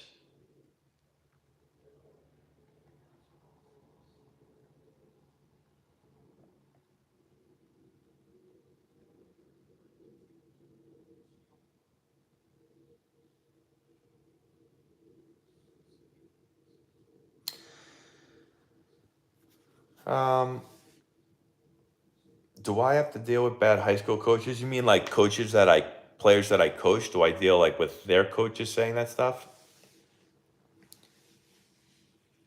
Yeah, I mean, I hear that. I mean, listen, I try to teach guys to hit like hard line drives. I get it in high school. Like, you want to put pressure on the defense. I just think some people take it too far. You know, I mean, I was the same way. I got yelled. I remember in high school. I think I was like 3 for 3 in the game, and I flew out the center. I remember my coach being like, don't hit the ball in the like. I came back and he was like, don't hit the ball in the air. And I remember like being like, no kidding. Like I don't want to fly out to center field. I wasn't trying to do. I was trying to hit a line drive, but the game is a little bit tougher than that. But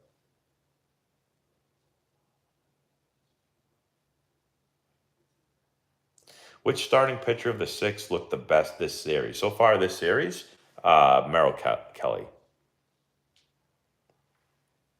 I thought he was nasty.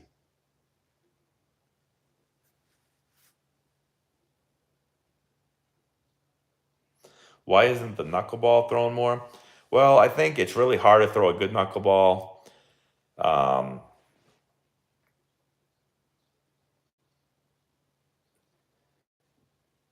I think that's probably the biggest thing. It's hard to throw a knuckleball. Not a lot of people throw a knuckleball.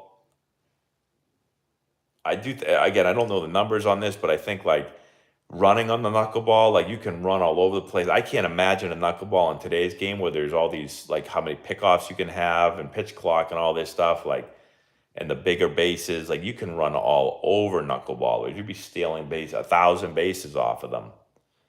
Now you've got the wild pitch that comes into play or the pass ball. So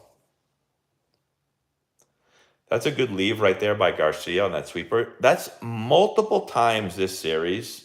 I believe it was this series that Garcia has not known the count. There was another at bat where he tried to walk on 3 balls, was there not? And then right there was ball 4 and he thought it was ball 3. Never in my life has that happened to me. I always tell, like, when I see that happen, I always tell our hitters, I'm like, guys, I'm like, the game revolves around the count. That's the game. When you're hitting, like, literally, you need to know the count. That was a good outing right there by him. Like, the kid did a really good job. I'll clap for him too. That's very good. He's going to be good. He is good.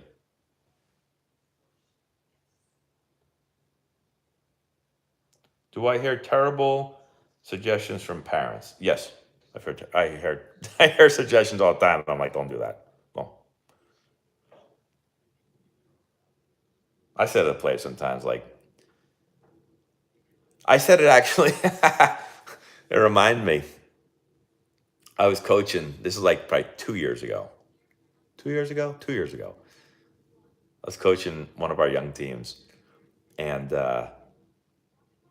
we're leading from second base.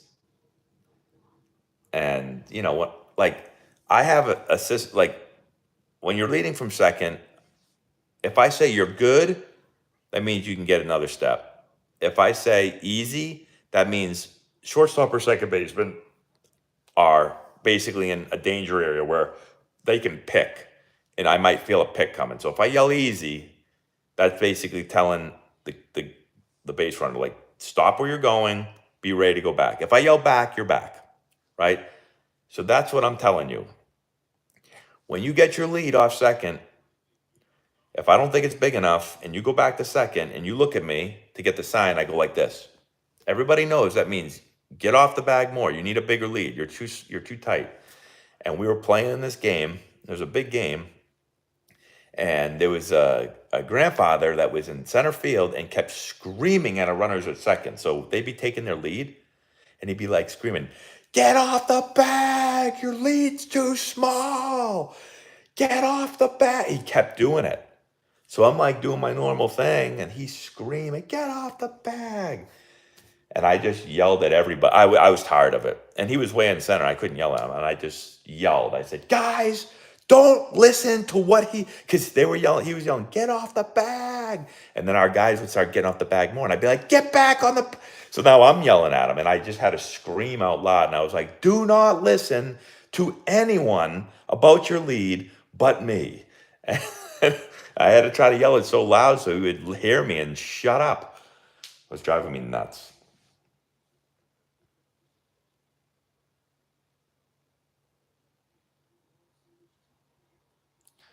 Same with parents that yell at the TV during the game. Well, I am guilty of that in my Patriots games. I watched the Pats game yesterday. I don't know how many times I screamed. See, Torey Lovello, he's just the best.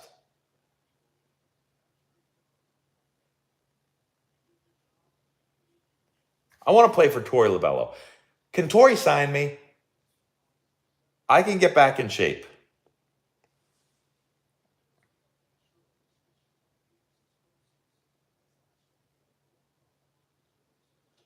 I've never been thrown out of a game for arguing. Nope.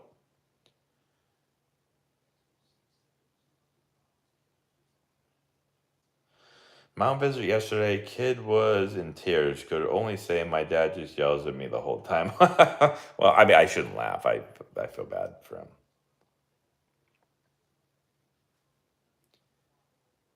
Yeah, it's tough. I mean, I don't know. I mean, the whole object of the game is to have fun. So, like, I always feel bad when like kids are like, you can see that they're getting. I mean, that ball was off the plate. Umpire right now, like this is like interesting umpiring. It is like that ball right there looked like it was off the plate a decent amount. I know those dots aren't always super accurate, but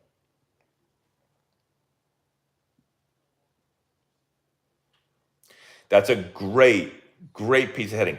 This Evan Carter kid, man, 21 years old, athletic, plays great defense, like can hit. Like just has a really good feel for hitting. He's hitting. He hit a rocket in the first at bat. He hit a rocket the second at bat. He's hit a nice rocket, like staying on the ball, the left. He's hitting the ball all over the place. He squares it up. Like I love this kid.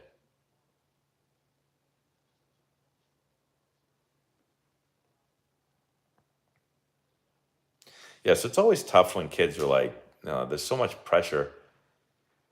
Like that's one thing I do like about like my son playing is like I can tell that he has no pressure whatsoever from me. Like he's not trying to do like I'm sure he wants to do well so he can like, cuz we're all watching him, but like there's no like pressure to do well. That's like the last thing I'd ever want to do is try to add pressure to him. Just let him play.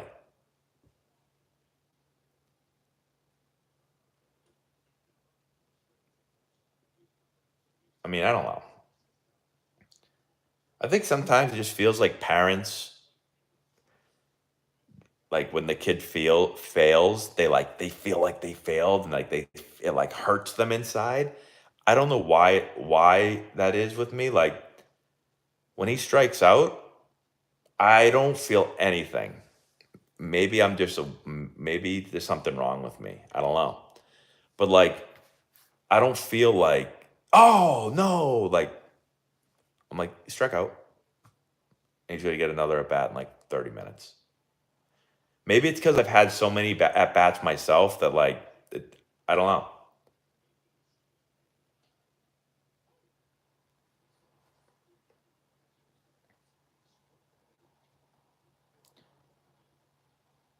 But like if he went to the game, like when he pitches a lot. If he went to the game and got absolutely shelled and guys hitting rockets and he's walking everybody, like I don't feel like I would feel any like I would not be disappointed. I wouldn't be sad. I wouldn't be anything. I'd just be like, he had a bad game.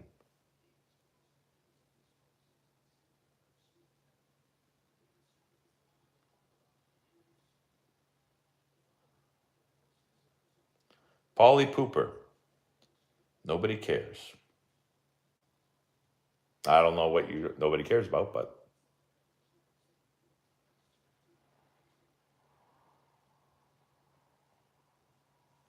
best way to get coaches' attention. What do you mean by that? Best way to get coaches' attention? You mean like to get college coaches' attention? Do I have any favorite training tools with our hitters? So we do use a lot of tools.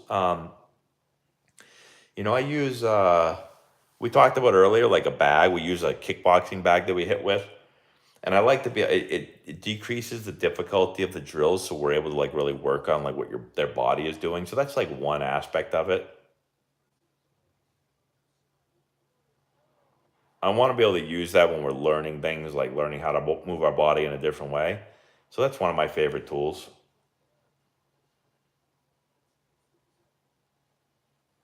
Mar 15, thank you so much for the super chat, Mar. You guys smell that? Why? That's a fart. In case you're new to our channel, Mar 15, very generous with the super chats, and they always have to do with farts or poop. So thank you.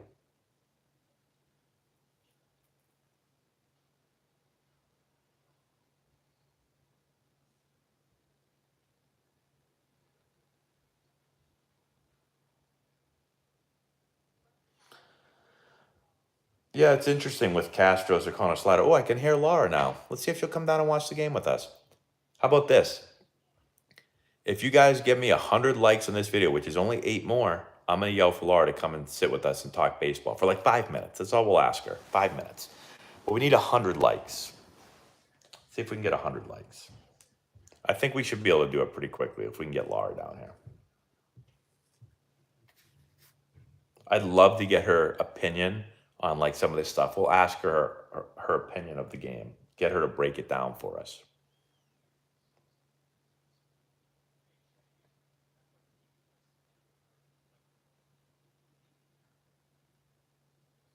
Yeah, that could be it, Patrick. Maybe like because I've already played the game and I already, I played at the major league level. Like, so I'm not trying. I'm not trying to play through him. It could be it.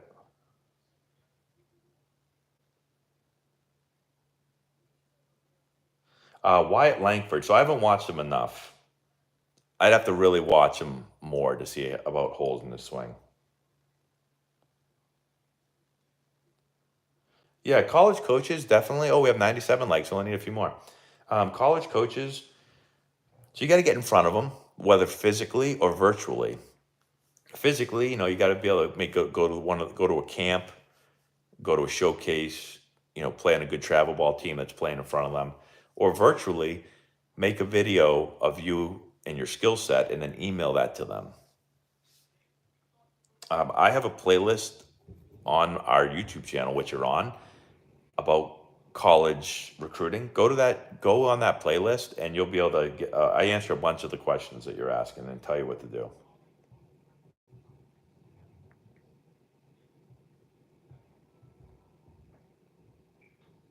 Thanks, Tommy. Mar, I don't know if Mar is Laura.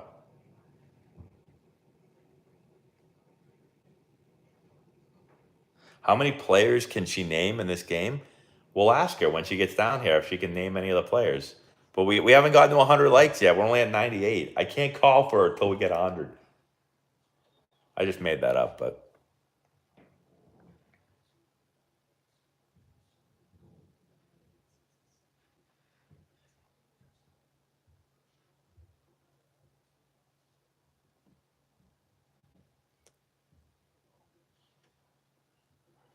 All right, we got 100 likes. Laura! I don't know if I'm going to see the new Aquaman. I didn't see the first one, so I probably won't.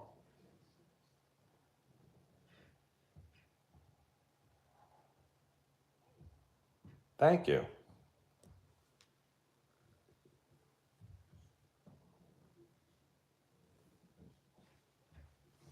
Laura! I can hear her. She's like right there. She's like literally right above us right now. Let's FaceTime her.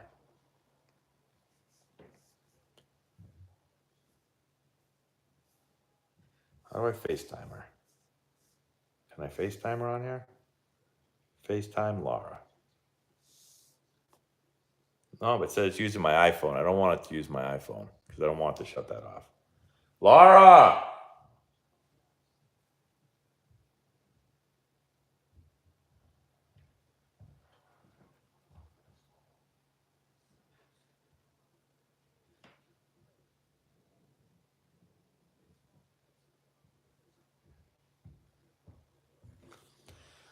Laura, Taylor Swift's on the TV. We'll see if that works.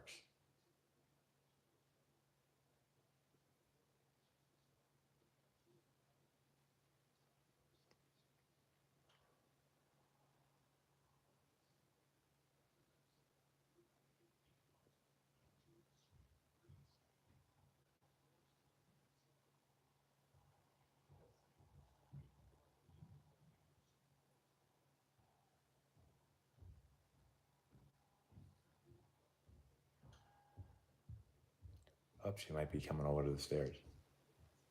Hey, Laura. She's like walking back and forth, like right above me.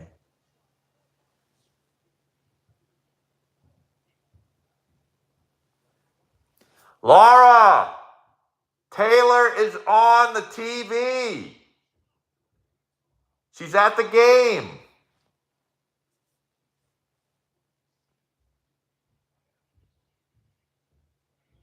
She's on the phone with her boyfriend.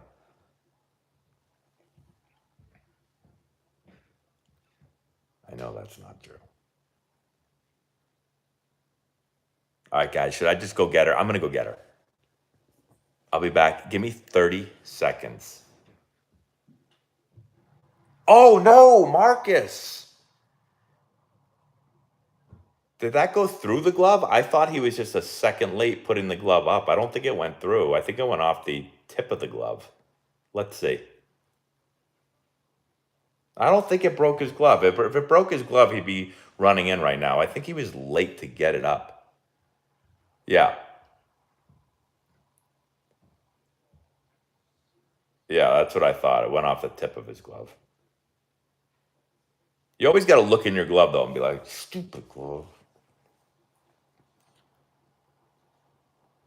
My mother always used to ask me what I was yelling in my glove, because when I would make a mistake, I'd put my glove over my face and I'd scream every bad word in the dictionary into it.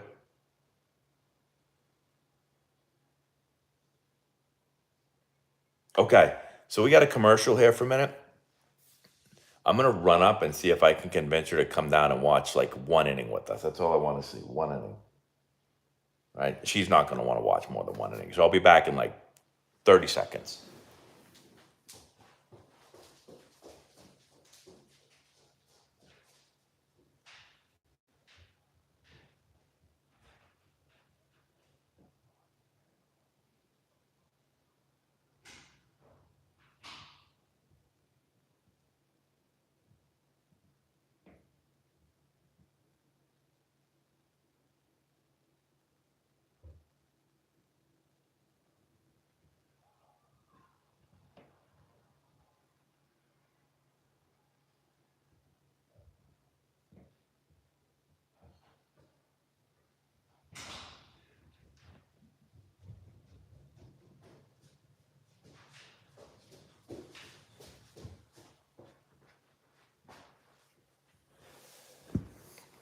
Okay, we're back, everybody. She is coming down here in 5 to 10 minutes. She said she could not hear me, but I think that's because she just blocks me out. But she's actually making. So my daughter tomorrow has like a Halloween thing where we go into her school and they have like all kinds of treats and stuff. And Laura's making fruit snacks for everyone. Now, I don't know if she was told to make the fruit snacks or if she's just like the uncool mom that like the other people are going to bring Skittles and Starbursts and hot tamales and Sour Patch Kids. And Laura's like, I'm going to bring in the fruit because fruit's healthy. I don't know if that's why or not, but.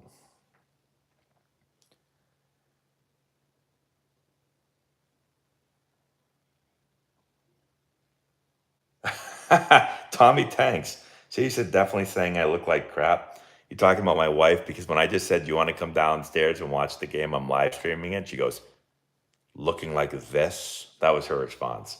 And I said, you don't have to put your face on camera. Just sit next to me and talk about the game.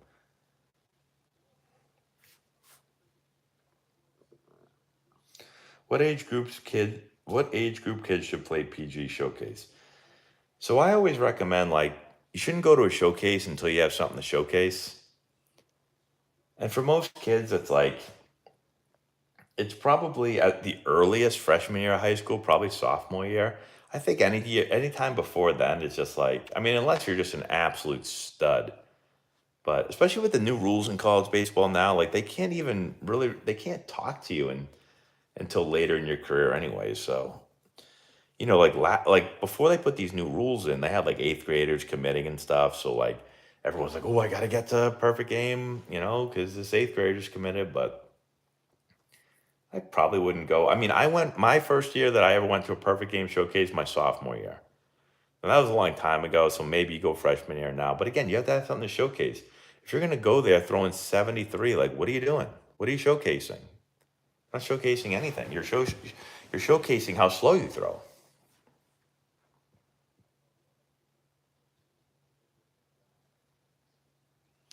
That's right, Tommy Tanks. We do have a decent amount of subscribers now. Hey, we got over 100 likes today, everyone. Oh, ooh, oh.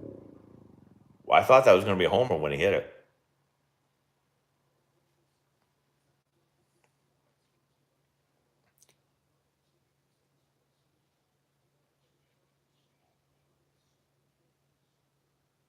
I'll tell you what, I don't want to jinx it, but my son has literally predicted like every game.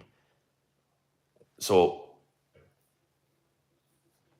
I've tried to predict the games and like I've gotten some wrong and I've gone against him. But he's been spot on. He took the Rangers game 1, he took the Diamondbacks game 2. Today I asked him before the game. I said, "Who do you got tonight?" He said, "Rangers are going to win." He said, "Diamondbacks scored 9 runs last game." He goes, "They're not going to hit tonight." And I was like, "Yeah, but Max Scherzer, like he hasn't been super sharp." And he was like, "The Diamondbacks aren't going to hit tonight." He's like, "Rangers are going to win." I don't know if that's going to change, but like he's had like an incredible feel for every game.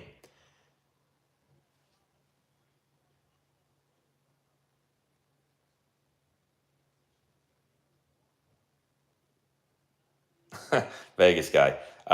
Fruit snacks for everyone in her class.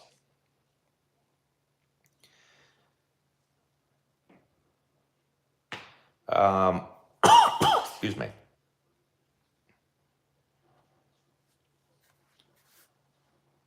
So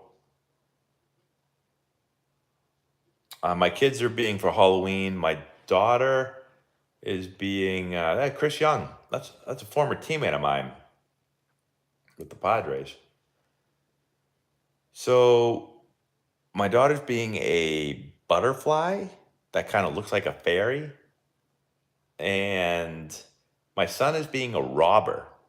Yeah, he's dressing up in like a black ski mask and a jumpsuit. He's more like an inmate robber. I guess like a robber that got arrested.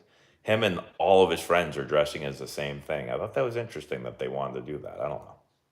Maybe it's foreshadowing. Hey, Will Venable is a former teammate of mine too.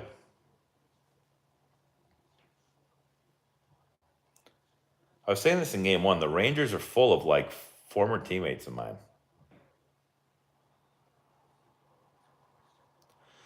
All right, so here we go. So bottom of the 7th, you get your 4, 5, 6 guys up. There is no offense in this game. So I have been part of a no-hitter. Actually, Chris Young, the GM of the Rangers, was the no-hitter that I was part of. So in 2008, Chris Young had a no-hitter going. And I don't know what he took it into, the 7th maybe? You guys can probably look it up and find out. But anyways, he had a no-hitter going. And I remember being like, don't screw this up, Matt. Like, if they hit you this ball, don't screw it up. I didn't screw it up.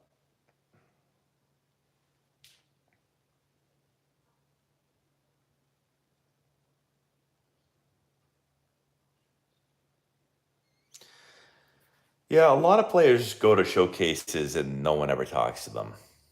A lot of players also don't realize how good you have to be for schools to talk to them.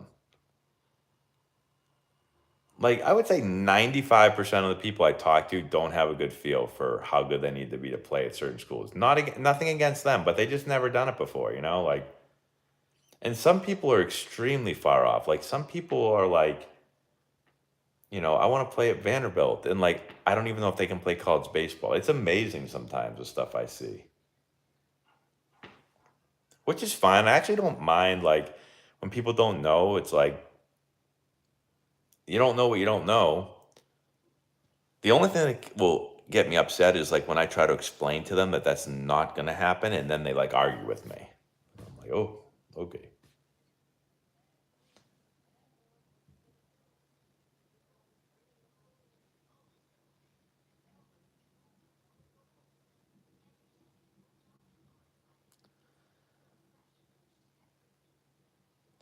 The Michigan sign stealing thing.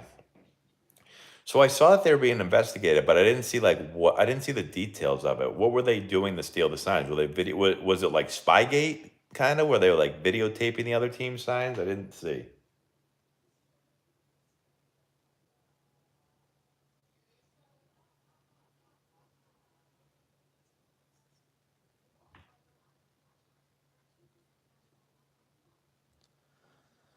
No, I like my YouTube TV because I can um I don't know, I just like YouTube TV.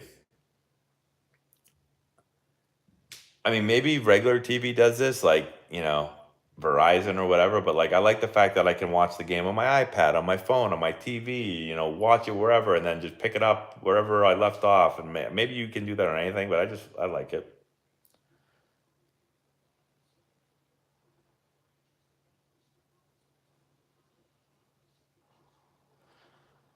Let's see. Josh DMV, thank you again for the super chat, Josh. Wow, I didn't know Will Venable is a coach with the Rangers. I guess I know who you're rooting for. Yeah, so Will's been with the Rangers. He's with the Red Sox, and then when Bochy. So I was saying the Rangers are very much they're all a lot of ex Padres. Like Will Venable is an ex teammate of mine. Chris Young, the GM, ex teammate of mine. Nick Hundley, who's an assistant to Chris Young, is ex teammate of mine. Bruce Bochy was the manager of the Padres when I got drafted. So like, and I'm sure there's more ex Padres in there too that I don't even know about.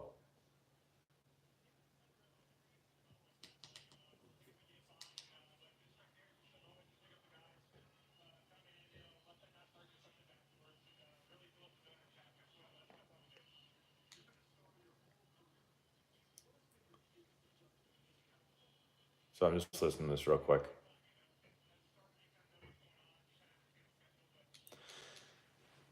So far, I will not say I predicted this. So I took the Rangers to win this game. I did not think Scherzer was going to go out of the game early, but I was thinking if he was only able to go 4 or 5, I thought maybe John Gray could kind of bridge the gap to the back end of the bullpen. So the game's kind of gone the way I thought, but I did not. I didn't think it would be 3-0 in the seventh. I'll say that much.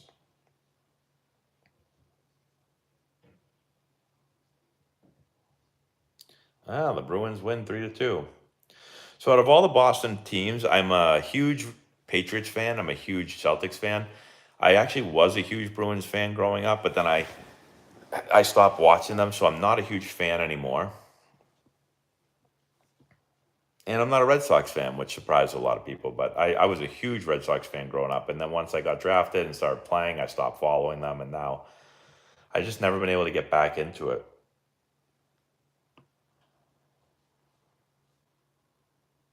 Balls hit hard, but Simeon makes the play.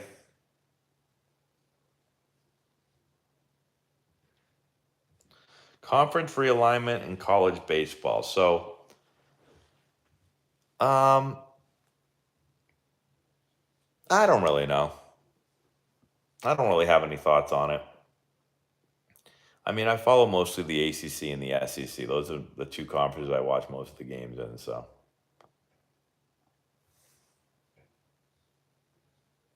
are you a top or bottom hand toss guy when you're hitting fungos? Oh, I toss with my top hand. If you toss with the bottom hand, it looks very little leaguish to me. Go get the ball. Wow, ball was driven a little bit more than I thought. Tommy Pham's having himself a series.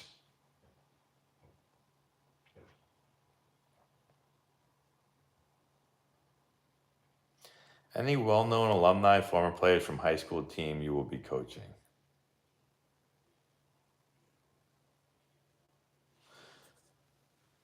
Are you saying, are there any former players from my team that are playing like the major leagues? Is that what you're asking? We have a decent amount of guys in the minor leagues. We don't have anyone in the big leagues right now, but we also haven't been around long enough. Like a lot of our players are just now starting to get drafted a lot because like we just had Sean Sullivan go in the second round. I'm sure he'll be in the big league at some point soon. But like Anthony, this is our 10th season. But if you think about it, like my first season that we had a team, we only had 3 teams my first year. Now we have 14 teams. And those players were young, and then they had to get through high school, then they had to get through college, and then they went to the minor leagues. So now is when we're starting to get like every year we get more and more guys drafted in the pro ball.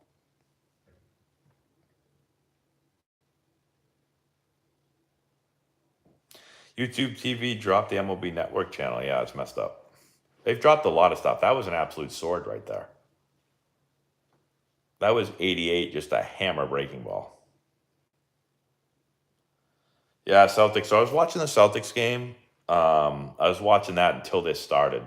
Me and my son were watching it, and then so he spikes that breaking ball and just throws it freaking hard, and the thing goes right in the dirt. But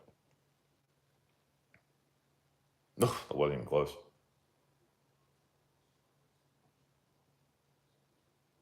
I'm not watching the Monday night game. If there was no baseball on, I'd watch the Monday night football game. But all right, we got over 105 likes. Let's see if everyone in here can give the video a like again. If we can get up to let's go 110, 115. Maybe go crazy, go 120. How many fruit snacks is Laura making up there? When I say fruit snacks, I mean like legitimate fruit snacks, like real fruit. Like she's cutting up grapes and like watermelon and pineapple and all that stuff.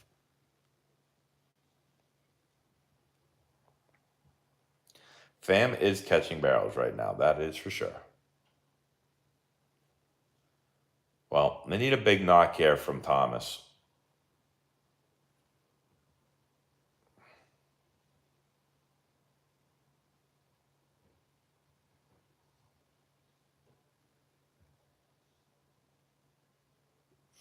Does it create bad habits to do batting practice with non-baseballs, dimple balls, whatever? I don't think the dimple balls would matter. No, I mean wiffle balls maybe because they're moving like so crazy, but I don't know if it would create bad habits. Honestly, like I throw my son wiffle balls in the yard and he hits with a regular bat. So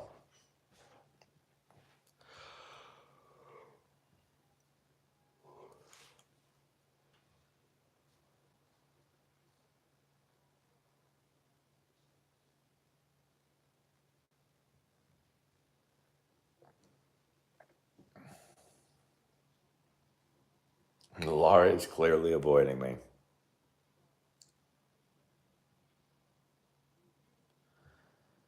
Yeah, well, uh-oh. He hurt himself? This isn't good. What happened? I spent a lot of time with Laura the last couple of days. Yesterday, I was home all day, and then we went to a Halloween party, and then the night before that, I actually worked. I worked most of the day, but then we had friends over and hung out with her.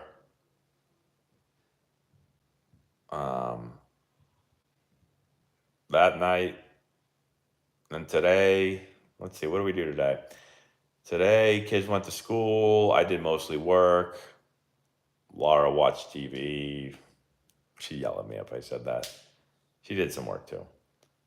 Chapman getting going. Then we went and picked the kids up from school. Came back here. I kept having to do some more work. Then I said to her,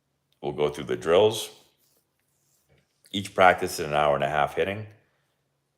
We'll go probably about 45 minutes to an hour of drill work, and then we'll go 45 minutes to a half an hour of more game-like stuff. So we'll either go all machines, and I'll have breaking balls going on one machine. I'll have fastballs going on another machine. Maybe I'll have angle fastballs going on one machine. I'll have, we'll use these little like squishy balls, and I'll go like velo machine where the velo is really high.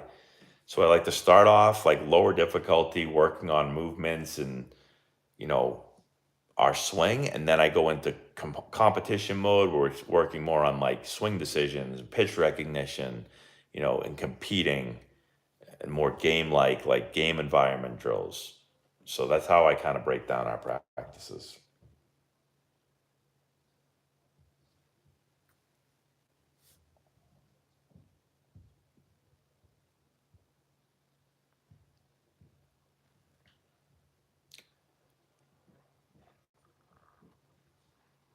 What's your take on guys who center their training around teaching hitters to scissor kick? So I don't teach the scissor kick because not everybody scissor kicks. I think if you watch enough hitters, right, like the way the back foot works, um, some players scissor kick, some players their foot goes forward, some players it comes off the ground and goes back down, some players it doesn't go anywhere. So like I don't teach a particular thing because I don't think there's so many different things that players do with their back foot that I feel like I can't be like, yeah, the scissor kick's the way to go because everybody scissor kicks. They don't. So therefore I don't do it. Like, let's watch Seager's back foot right here.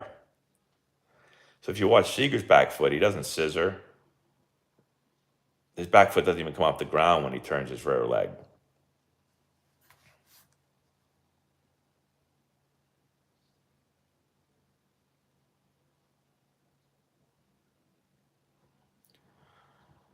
'92, it said it's a cutter, but that thing looks like a slider. I mean, that thing is nasty.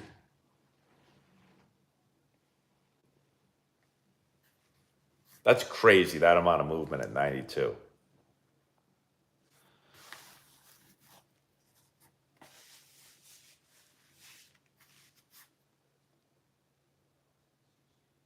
It's just crazy to think because, like, when I was playing, like, 92, not that 92 was, like, super hard. I always felt like when I was playing, like, once you got to 94 and up, that was pretty hard. 93 might be included there. Like 92, guy throws decent. Oh, did Garcia just hurt an oblique?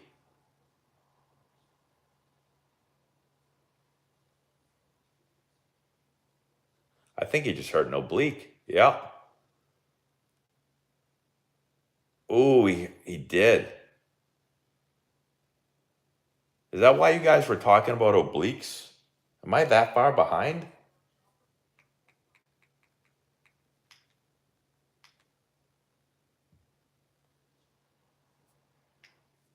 No, I'm live, but clearly YouTube TV is way behind.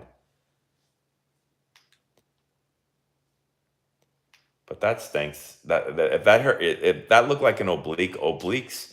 So I've never hurt an oblique before, but I know lots of people that have hurt obliques, and like you're Dunsky with that. Like that's a bad injury.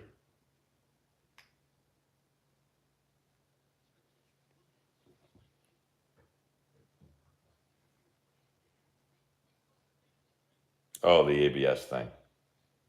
Got it. Well, I think he might have just hurt an oblique, and that probably puts him out.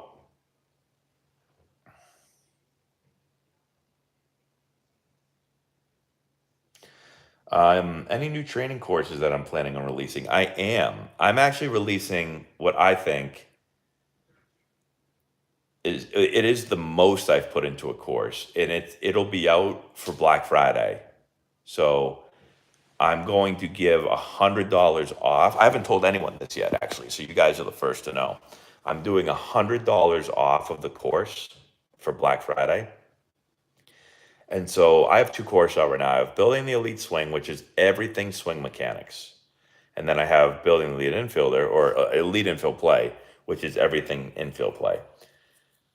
My next course is going to be everything that does not involve mechanics of the swing. So it's a hitting course. I'll actually ask you all right now what I should name it. So I thought about building the elite hitter, but then that might be confusing because I'm building the elite swing and then building the elite hitter. I have like, I don't know why the hitter's handbook, I don't know why that name, um, someone might have recommended it to me.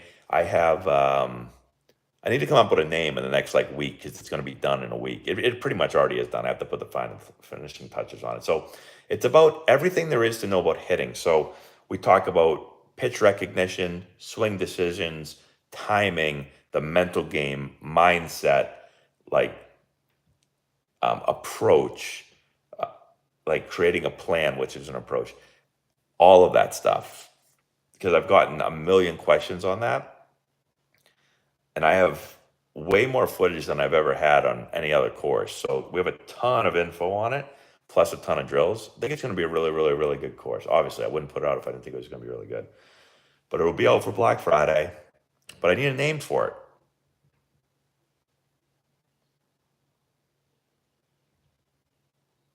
Ooh, building the complete hitter.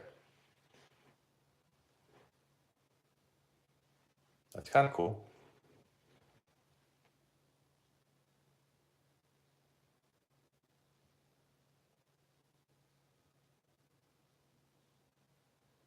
Top 3 summer college leagues, go. Cape Cod League, Cape Cod League, Cape Cod League. So honestly, I played in the Cape, and that's the only league I played in 2 years.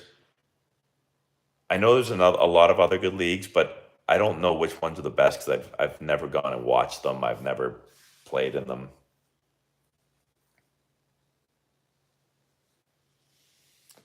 Tom Amansky, back to back to back AAU national championship teams. I actually have all the Amansky VHSs. My dad bought them all when I was a kid, and I watched them all. They will have Chapman on a short leash. Yeah, like if he doesn't have it, he'll be out of there quick.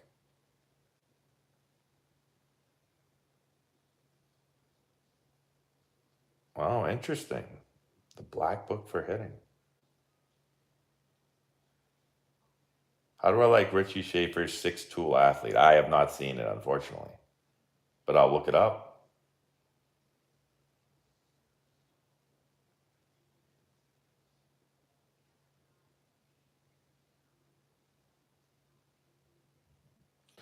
Yeah, Northwoods League is a really good league. Again, I've never seen a game, and I mean, I hear it's a good league. I know they play a ton of games.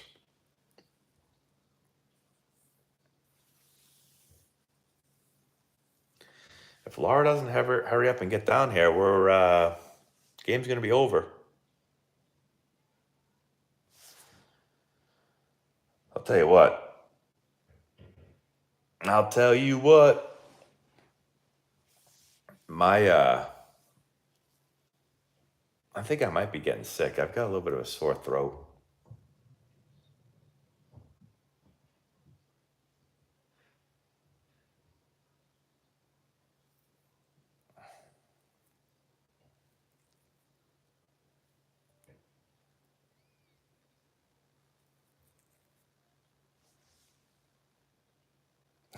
She is. Ah, did I miss it? Yeah, you're right.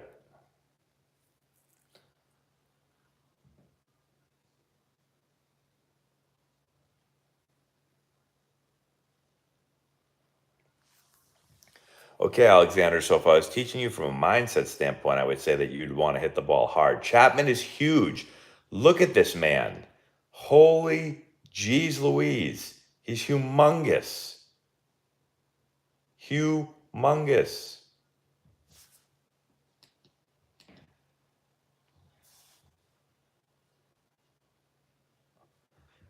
Well, you definitely don't want an umpire with a small strike zone if you're Chapman. But I mean, then again, he has called some balls that are not strikes, and he's called them strikes.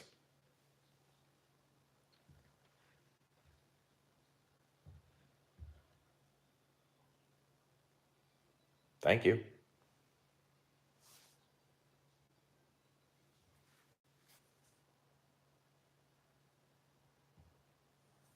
Did I ever feel burned out playing so much? Absolutely.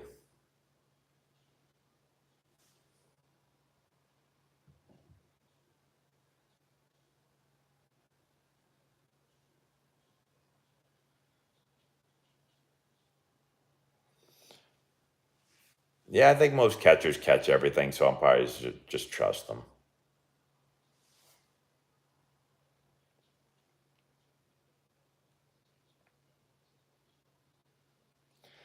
Yeah, so I never received that Win Reality. Win Reality told me that they were sending us a Win Reality or an Oculus, whatever it is you use, and then they just never sent it. So I don't have it.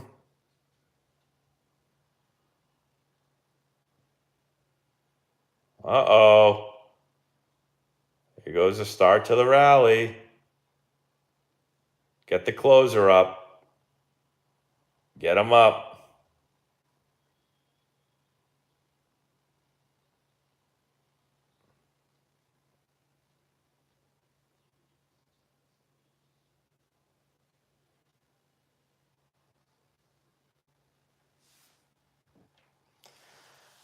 Guys that throw over 100. I mean, Daniel Bard would throw over 100 every now and then.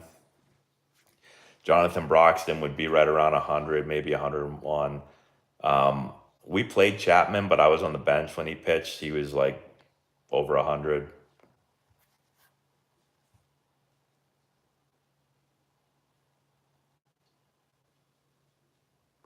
I actually hit a double on a 100 mile. I think it was 100 on a double. I hit a double down the line against Broxton, throwing 100, and I literally like it was first pitch, and I just said like I'm gearing up for a fastball, and I'm just swinging, and I mean 100's hard to hit, obviously, but like if you gear up for it and you say I'm selling out for this 100, you can hit it. But if he threw me like anything else, I would have looked like an idiot. Oh, I just wouldn't have swung. Yeah, Garcia's done.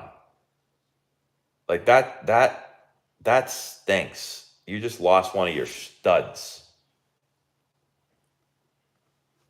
What a horrible time to have an oblique injury.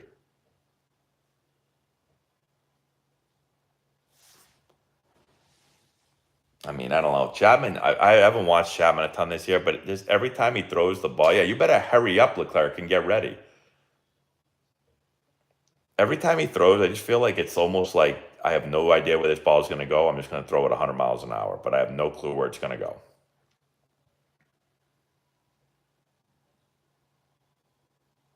He wanted that slider big time.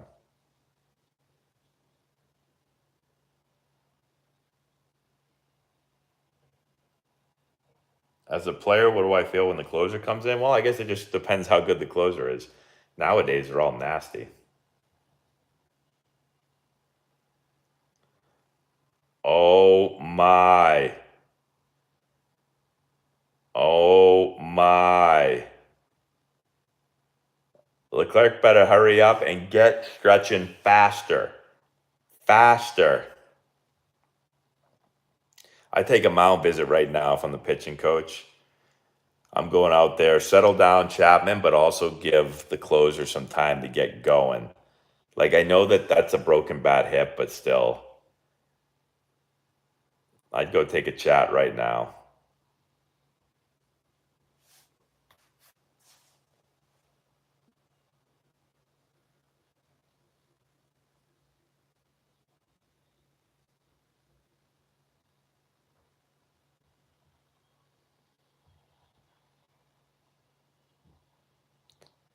See, this is why I should be a manager, because I would have just said, go talk to him.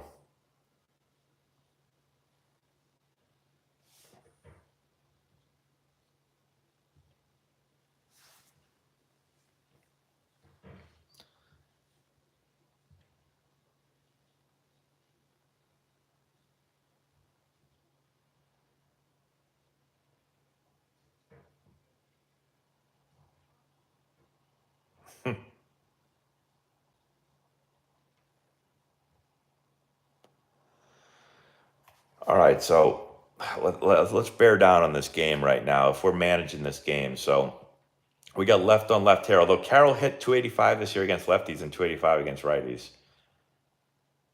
I believe that was his stats. I kind of just threw that out there like I absolutely knew that, but I'm pretty sure those were his stats. I'm pretty sure he had even splits against both, but he hits for more power against right-handers. He also faces a lot more righties, but.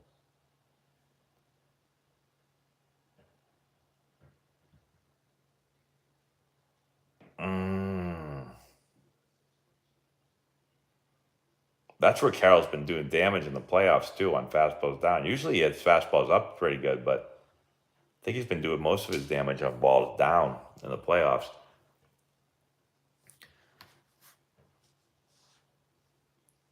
All right, so Chapman faces Carroll here. Oh, geez, he almost threw that away. Arizona is scrappy. Did your coaches over the years feel more like teachers or managers or something else? I would say most of them. It depends on the level you play at.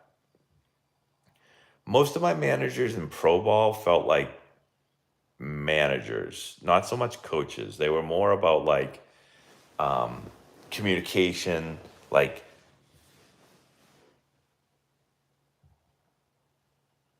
less of like instructing and more of just like, again, managing. Yes.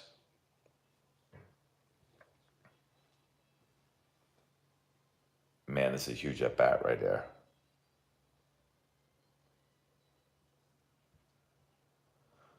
Where do you go here? Do you just try to blow a fastball by him up? Do you go to a slider? You got Marte up next.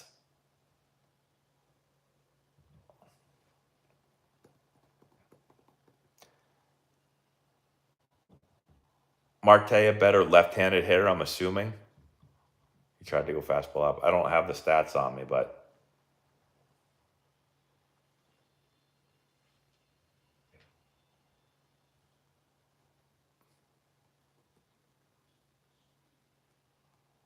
I don't know why I'm so nervous right now, but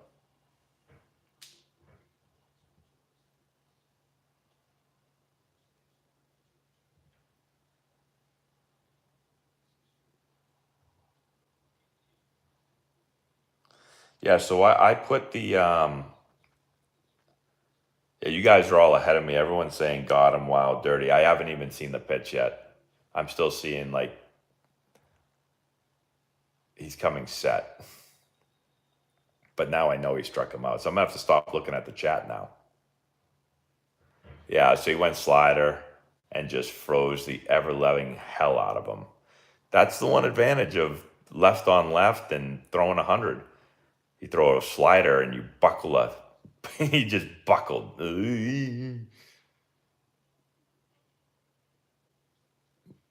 Yeah, he thought for a second it looks like that fastball is going to hit you in the face. Nope. All right, so now you leave it. So now you can leave him in now to face Marte. Double play? Oh my God. Double play? Wow. Double play. Seager. Huge.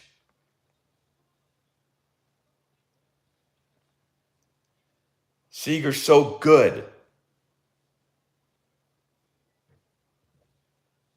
What a man, that was close at first base too.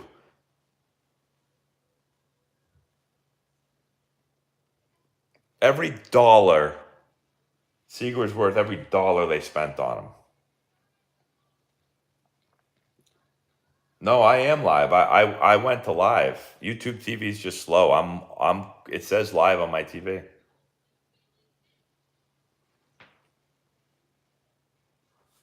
Hey Laura!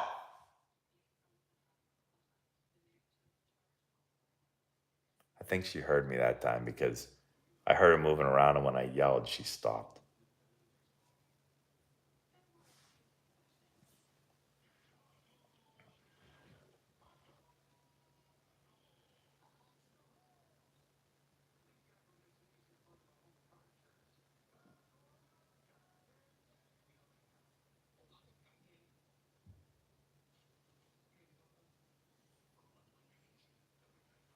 I know it's crazy that he is He's still young.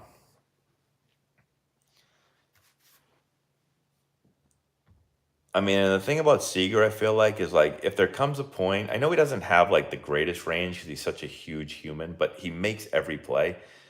And if there comes a point where his range becomes an issue, just put him at third base, and the guy's going to mash baseballs, and he's going to be awesome because anything hit to him, he catches.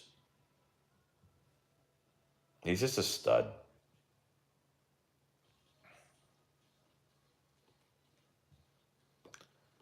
All right, everyone, we're going to try it one more time. I'm so hungry right now, by the way, and I ate that burger, and now I'm just starving again. If everyone could everyone give this video a like? We're at 110 likes, which is good. It's pretty good. But I think we can get up to like 120 or so.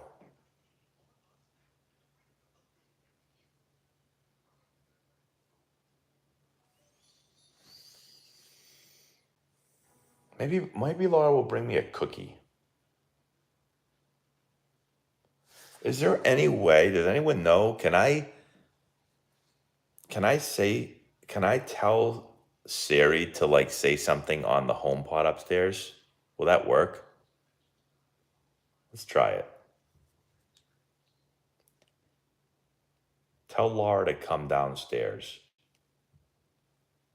What? Can you tell Laura to come downstairs using the home pod? This is Matt speaking. Hi Matt, what can I do for you? You can tell Laura on the home pod to come downstairs. Sorry, I can't help you with messages here. She can't help me.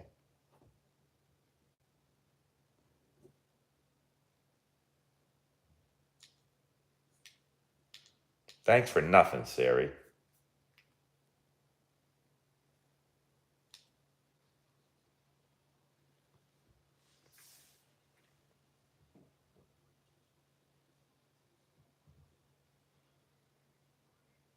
Seems to be going well.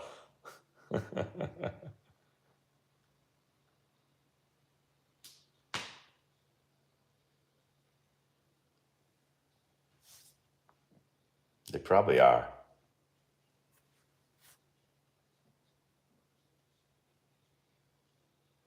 I want a FaceTimer, but I'm afraid if I call from because my iPad is connected to my phone. I'm afraid if I use my iPad to FaceTime her, I'm afraid it's gonna kick me off of the phone, off of like the live stream.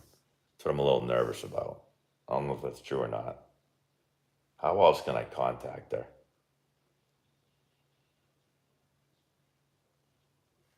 Oh, let's text her. Can I text her?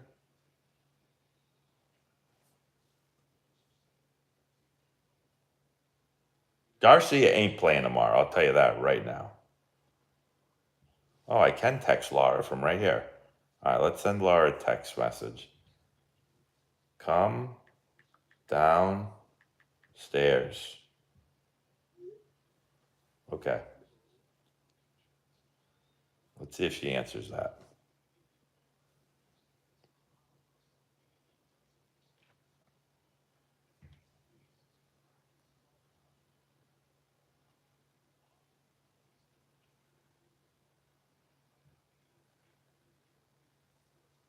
Oh, yes, true. I'll text her that. Bring me a cookie, please. Okay. I missed it. Walk the leadoff guy, walk Carter.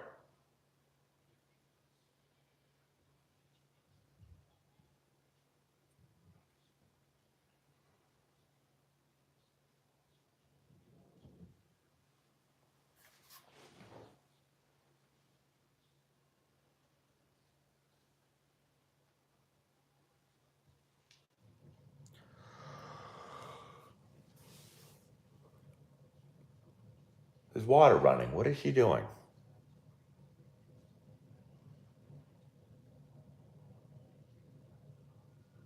Oh, did Garver just go deep? Did he just go deep? Oh, what a play!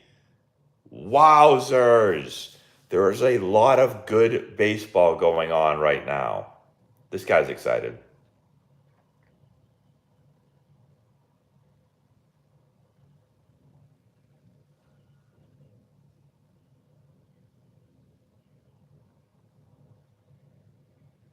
Wow. Great play.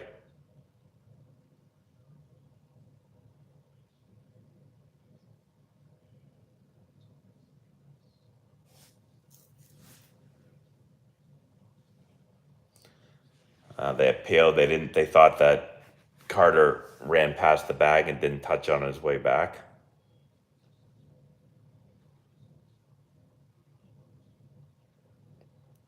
Now they want a challenge. Did they get the challenge in quick enough?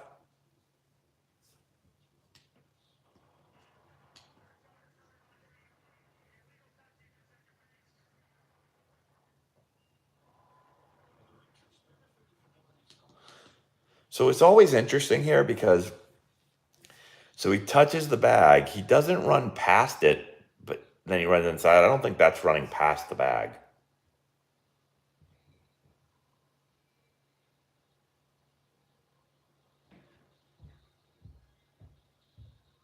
That's what they're talking about right now.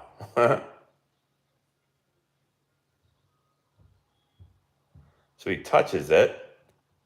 He's not past it. Now he's coming back. I wouldn't think that that's past the bag.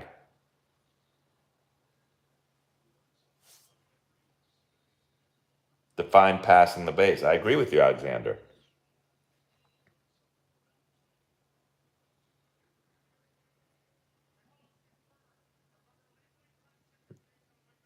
Yeah. Yeah, to me that's just turning around. That's not going past the base.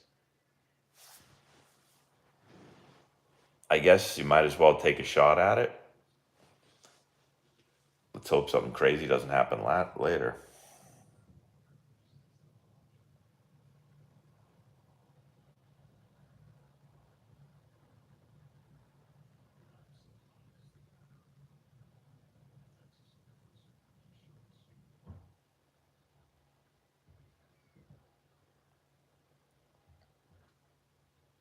'96, painted on the black.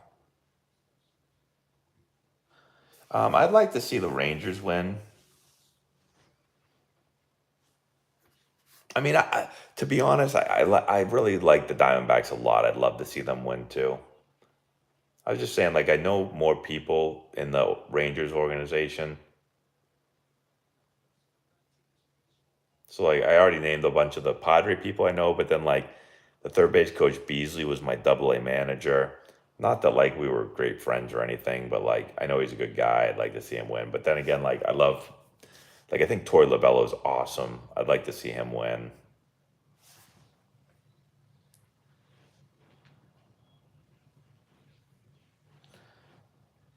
Yeah, that's an interesting question. If they get any extra challenges once they go to extra innings, I'm not sure how that works. I do know one thing though. Like I'm really, really hungry right now, and Laura's not answering my text messages. She's just ignoring me. Shouldn't answer any texts. All I want is a cookie.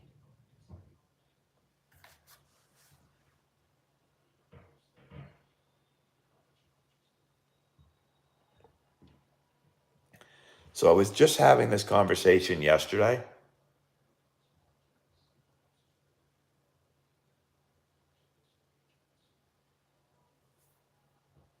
Hold on, I missed it.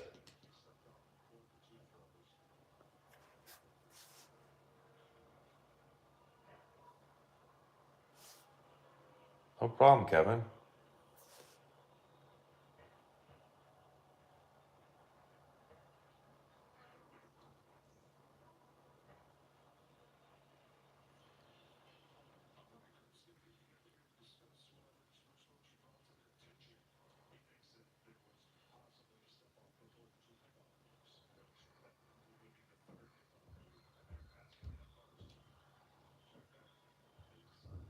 And they're saying there's two.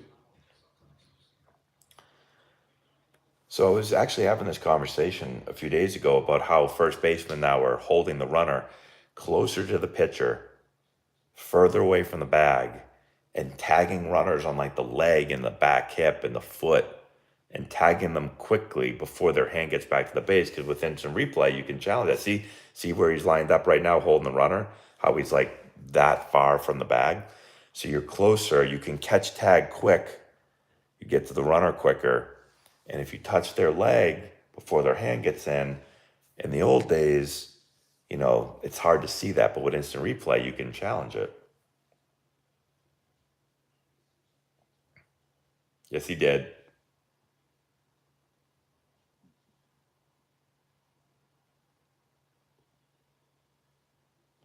That is not a block. Nope.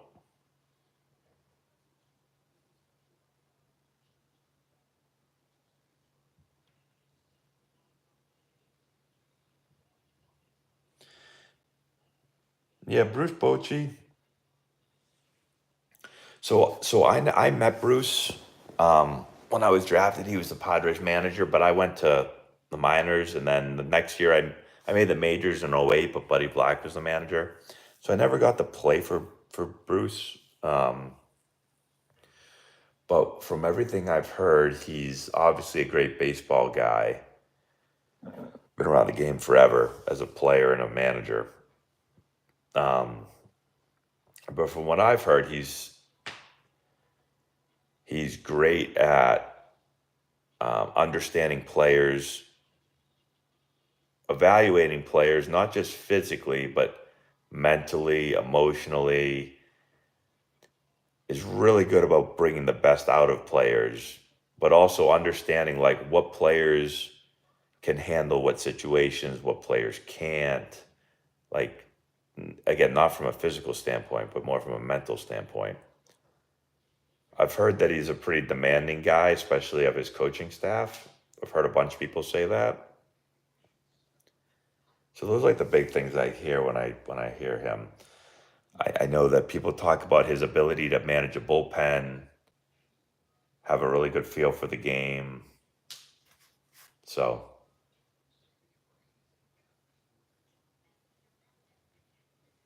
I really want a cookie, and that cookie emoji made me hungry.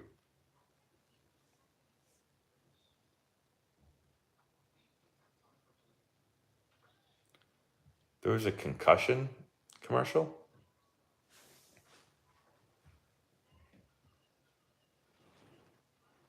Let's see what this commercial is telling me to do. This commercial is telling me to get a flu shot. I have not gotten a flu shot.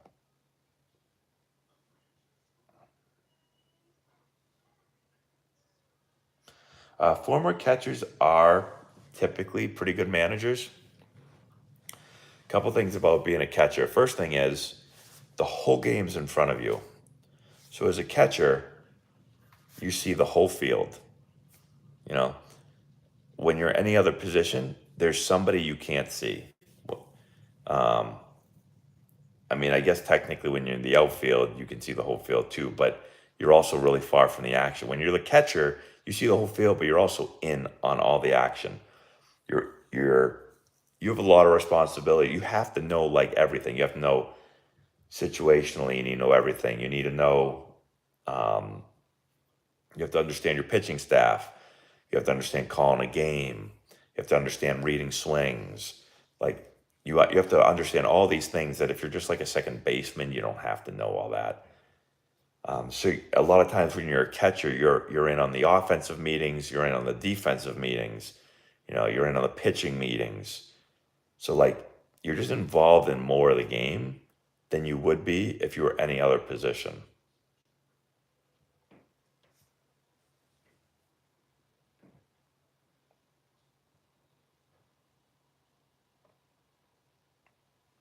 I don't know if you guys can notice my voice is going away. I'm losing my voice right now.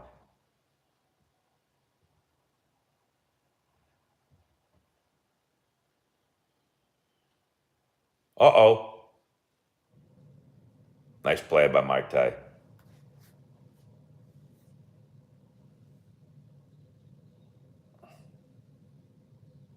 I mean, overall tonight, like it's been like such a super clean game, just like lots of really good defensive plays, balls bouncing all over the place off of guys, and guys making nice plays and big double plays. It's a clean baseball game. Bottom of the ninth. Laura. Laura really slacking on us tonight. Not coming down, not answering. She doesn't have her phone on me, on her, or she's just ignoring me. Probably ignoring me. Oh yeah, they're going closer right now.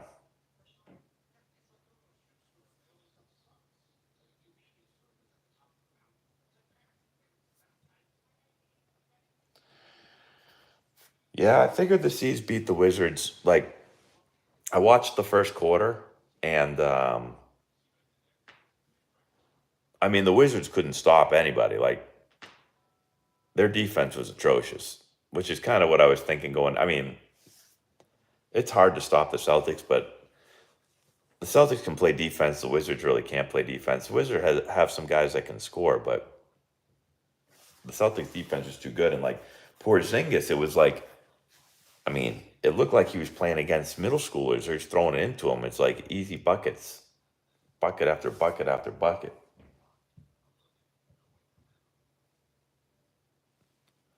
I really would like that cookie right about now. Oh, I just see I'm seeing the watermelon ones right now. Ooh,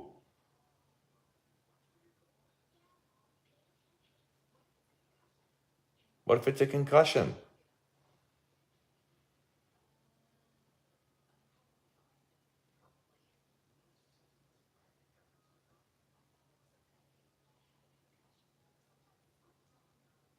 Don't mess with your melon.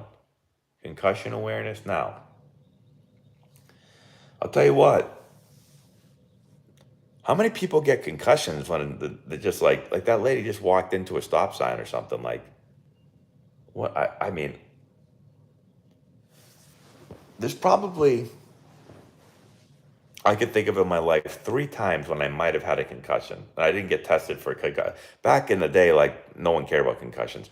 I remember I slam dunked the basket once, and then I was like holding on to the rim, and then I slipped and I went backwards and smashed my head on the pavement. I remember that really hurt. Probably definitely had a concussion then. But I didn't get it checked. And then the other 2 times would have been my senior year. I was I was blocking somebody. I was like I was playing. I was like I was in the slot, and I came down to block somebody, and then I remember I turned my head. The ball was being run outside. I turned my head, and like I could have sworn it was a defensive end or somebody hit me right in the side of the head, and my head went. Oh, let's see this here. 1-0.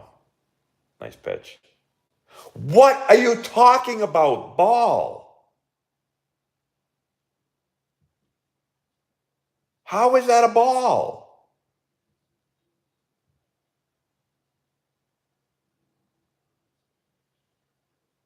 It's a huge call.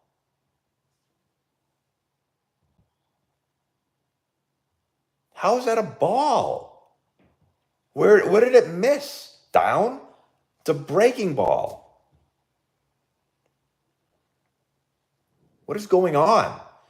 They told me, well, they did tell us this guy had the smallest strike zone in the world, but like, I would like to see. I mean, there's been a lot of calls tonight in the zone to call balls, out of the zone call strikes. Now, what do you throw here? Slider? Yep. Cutter. He called it a strike? We're flipping coins now. What are we doing? We're literally flipping coins.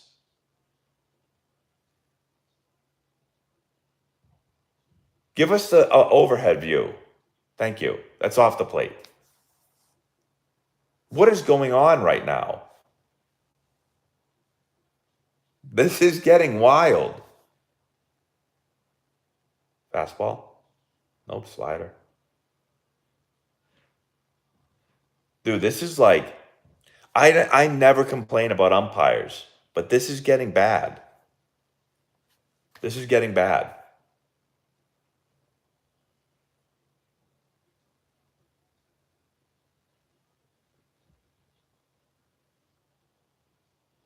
I mean, I know that we can complain that that's a ball, which it is, but then also the other one was a strike. So it's like, I mean, technically, I guess it evens out, but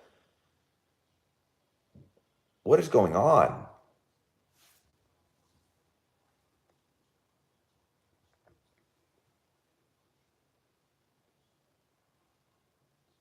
Yeah, those bodysuits back there.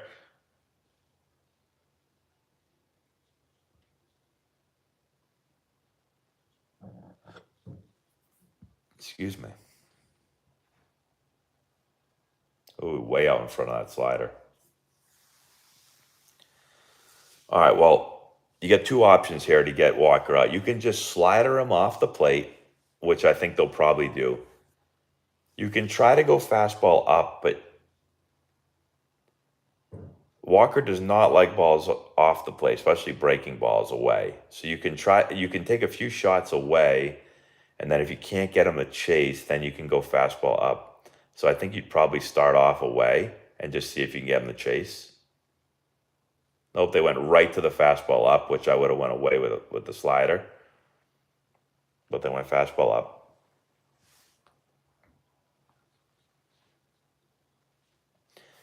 I mean, now you got to go slider away. You got to see if you can get him to chase the slider off the plate. Right there, perfect pitch. That's what I would have done too. Tried to get him to chase away. Now you can throw it again. I would throw another slider away, try to put this one on the corner a little bit more. Right there, perfect. He went a little more cutter. I would have went a little more slider, but.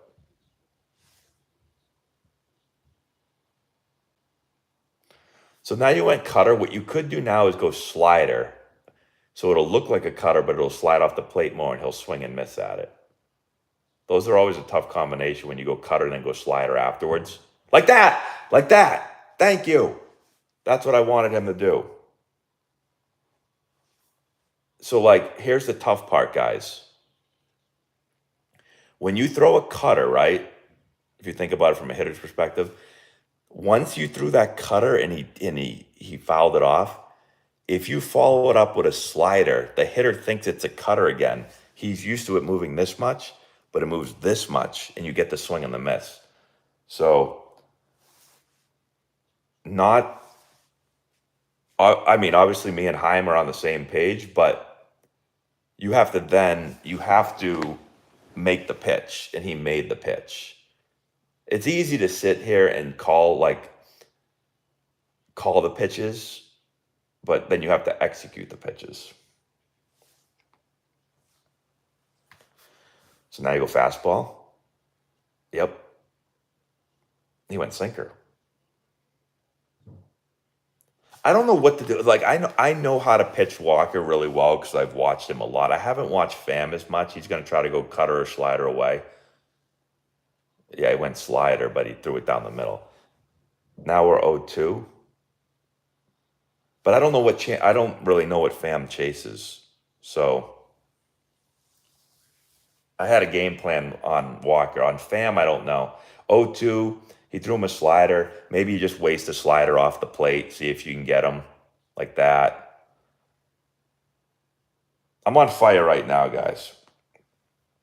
All right, so now you wasted the slider.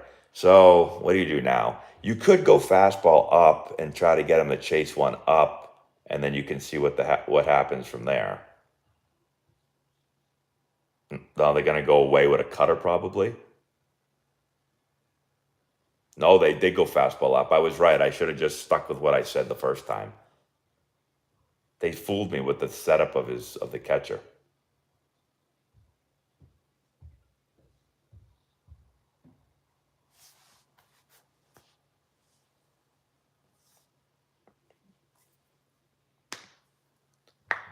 All right, well, Rangers should hire me to call the pitches. I think that's what we learned from this. I'm just kidding. All right, big game, big win by the Rangers. My son got it again. He said he called it exactly right. He goes, Rangers will win. D-backs aren't going to score a lot. They scored 9 last night. or 2 nights ago. He was right. So we'll ask him for tomorrow night now what he thinks. But great job by the Rangers. Good job by Scherzer. Great job by Gray. Good job by the bullpen. Good defense. Good pitching performance. It's just a good game. It's a good all-around game. Not a whole lot of offense, but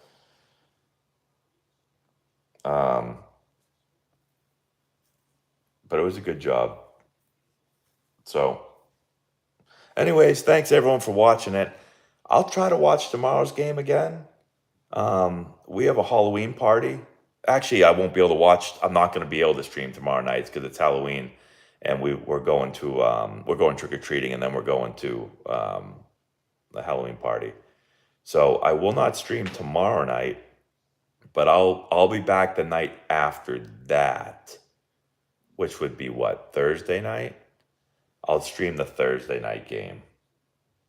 I could do that. So, anyways, everyone have fun tomorrow if you're trick-or-treating. I was going to go as Travis Kelce, and Laura was going to go as Taylor Swift because she wanted me to, but I'm not going to do that anymore. I had to grow my beard a lot longer, so I go with the mustache, but I'm just going to go as myself tomorrow. So it's supposed to be like 38 degrees here at trick-or-treating time, so I'm going to be bundled up pretty good. Anyways, that's all we got.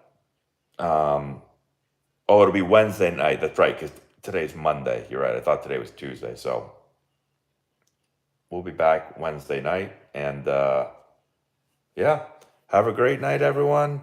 I'm going to put a video up tomorrow of that base running play by Christian Walker. I'm going to break that down. I'll do that in the morning, talk a little bit about that play. And that's it. So thanks again, everybody. Have a great night. And we'll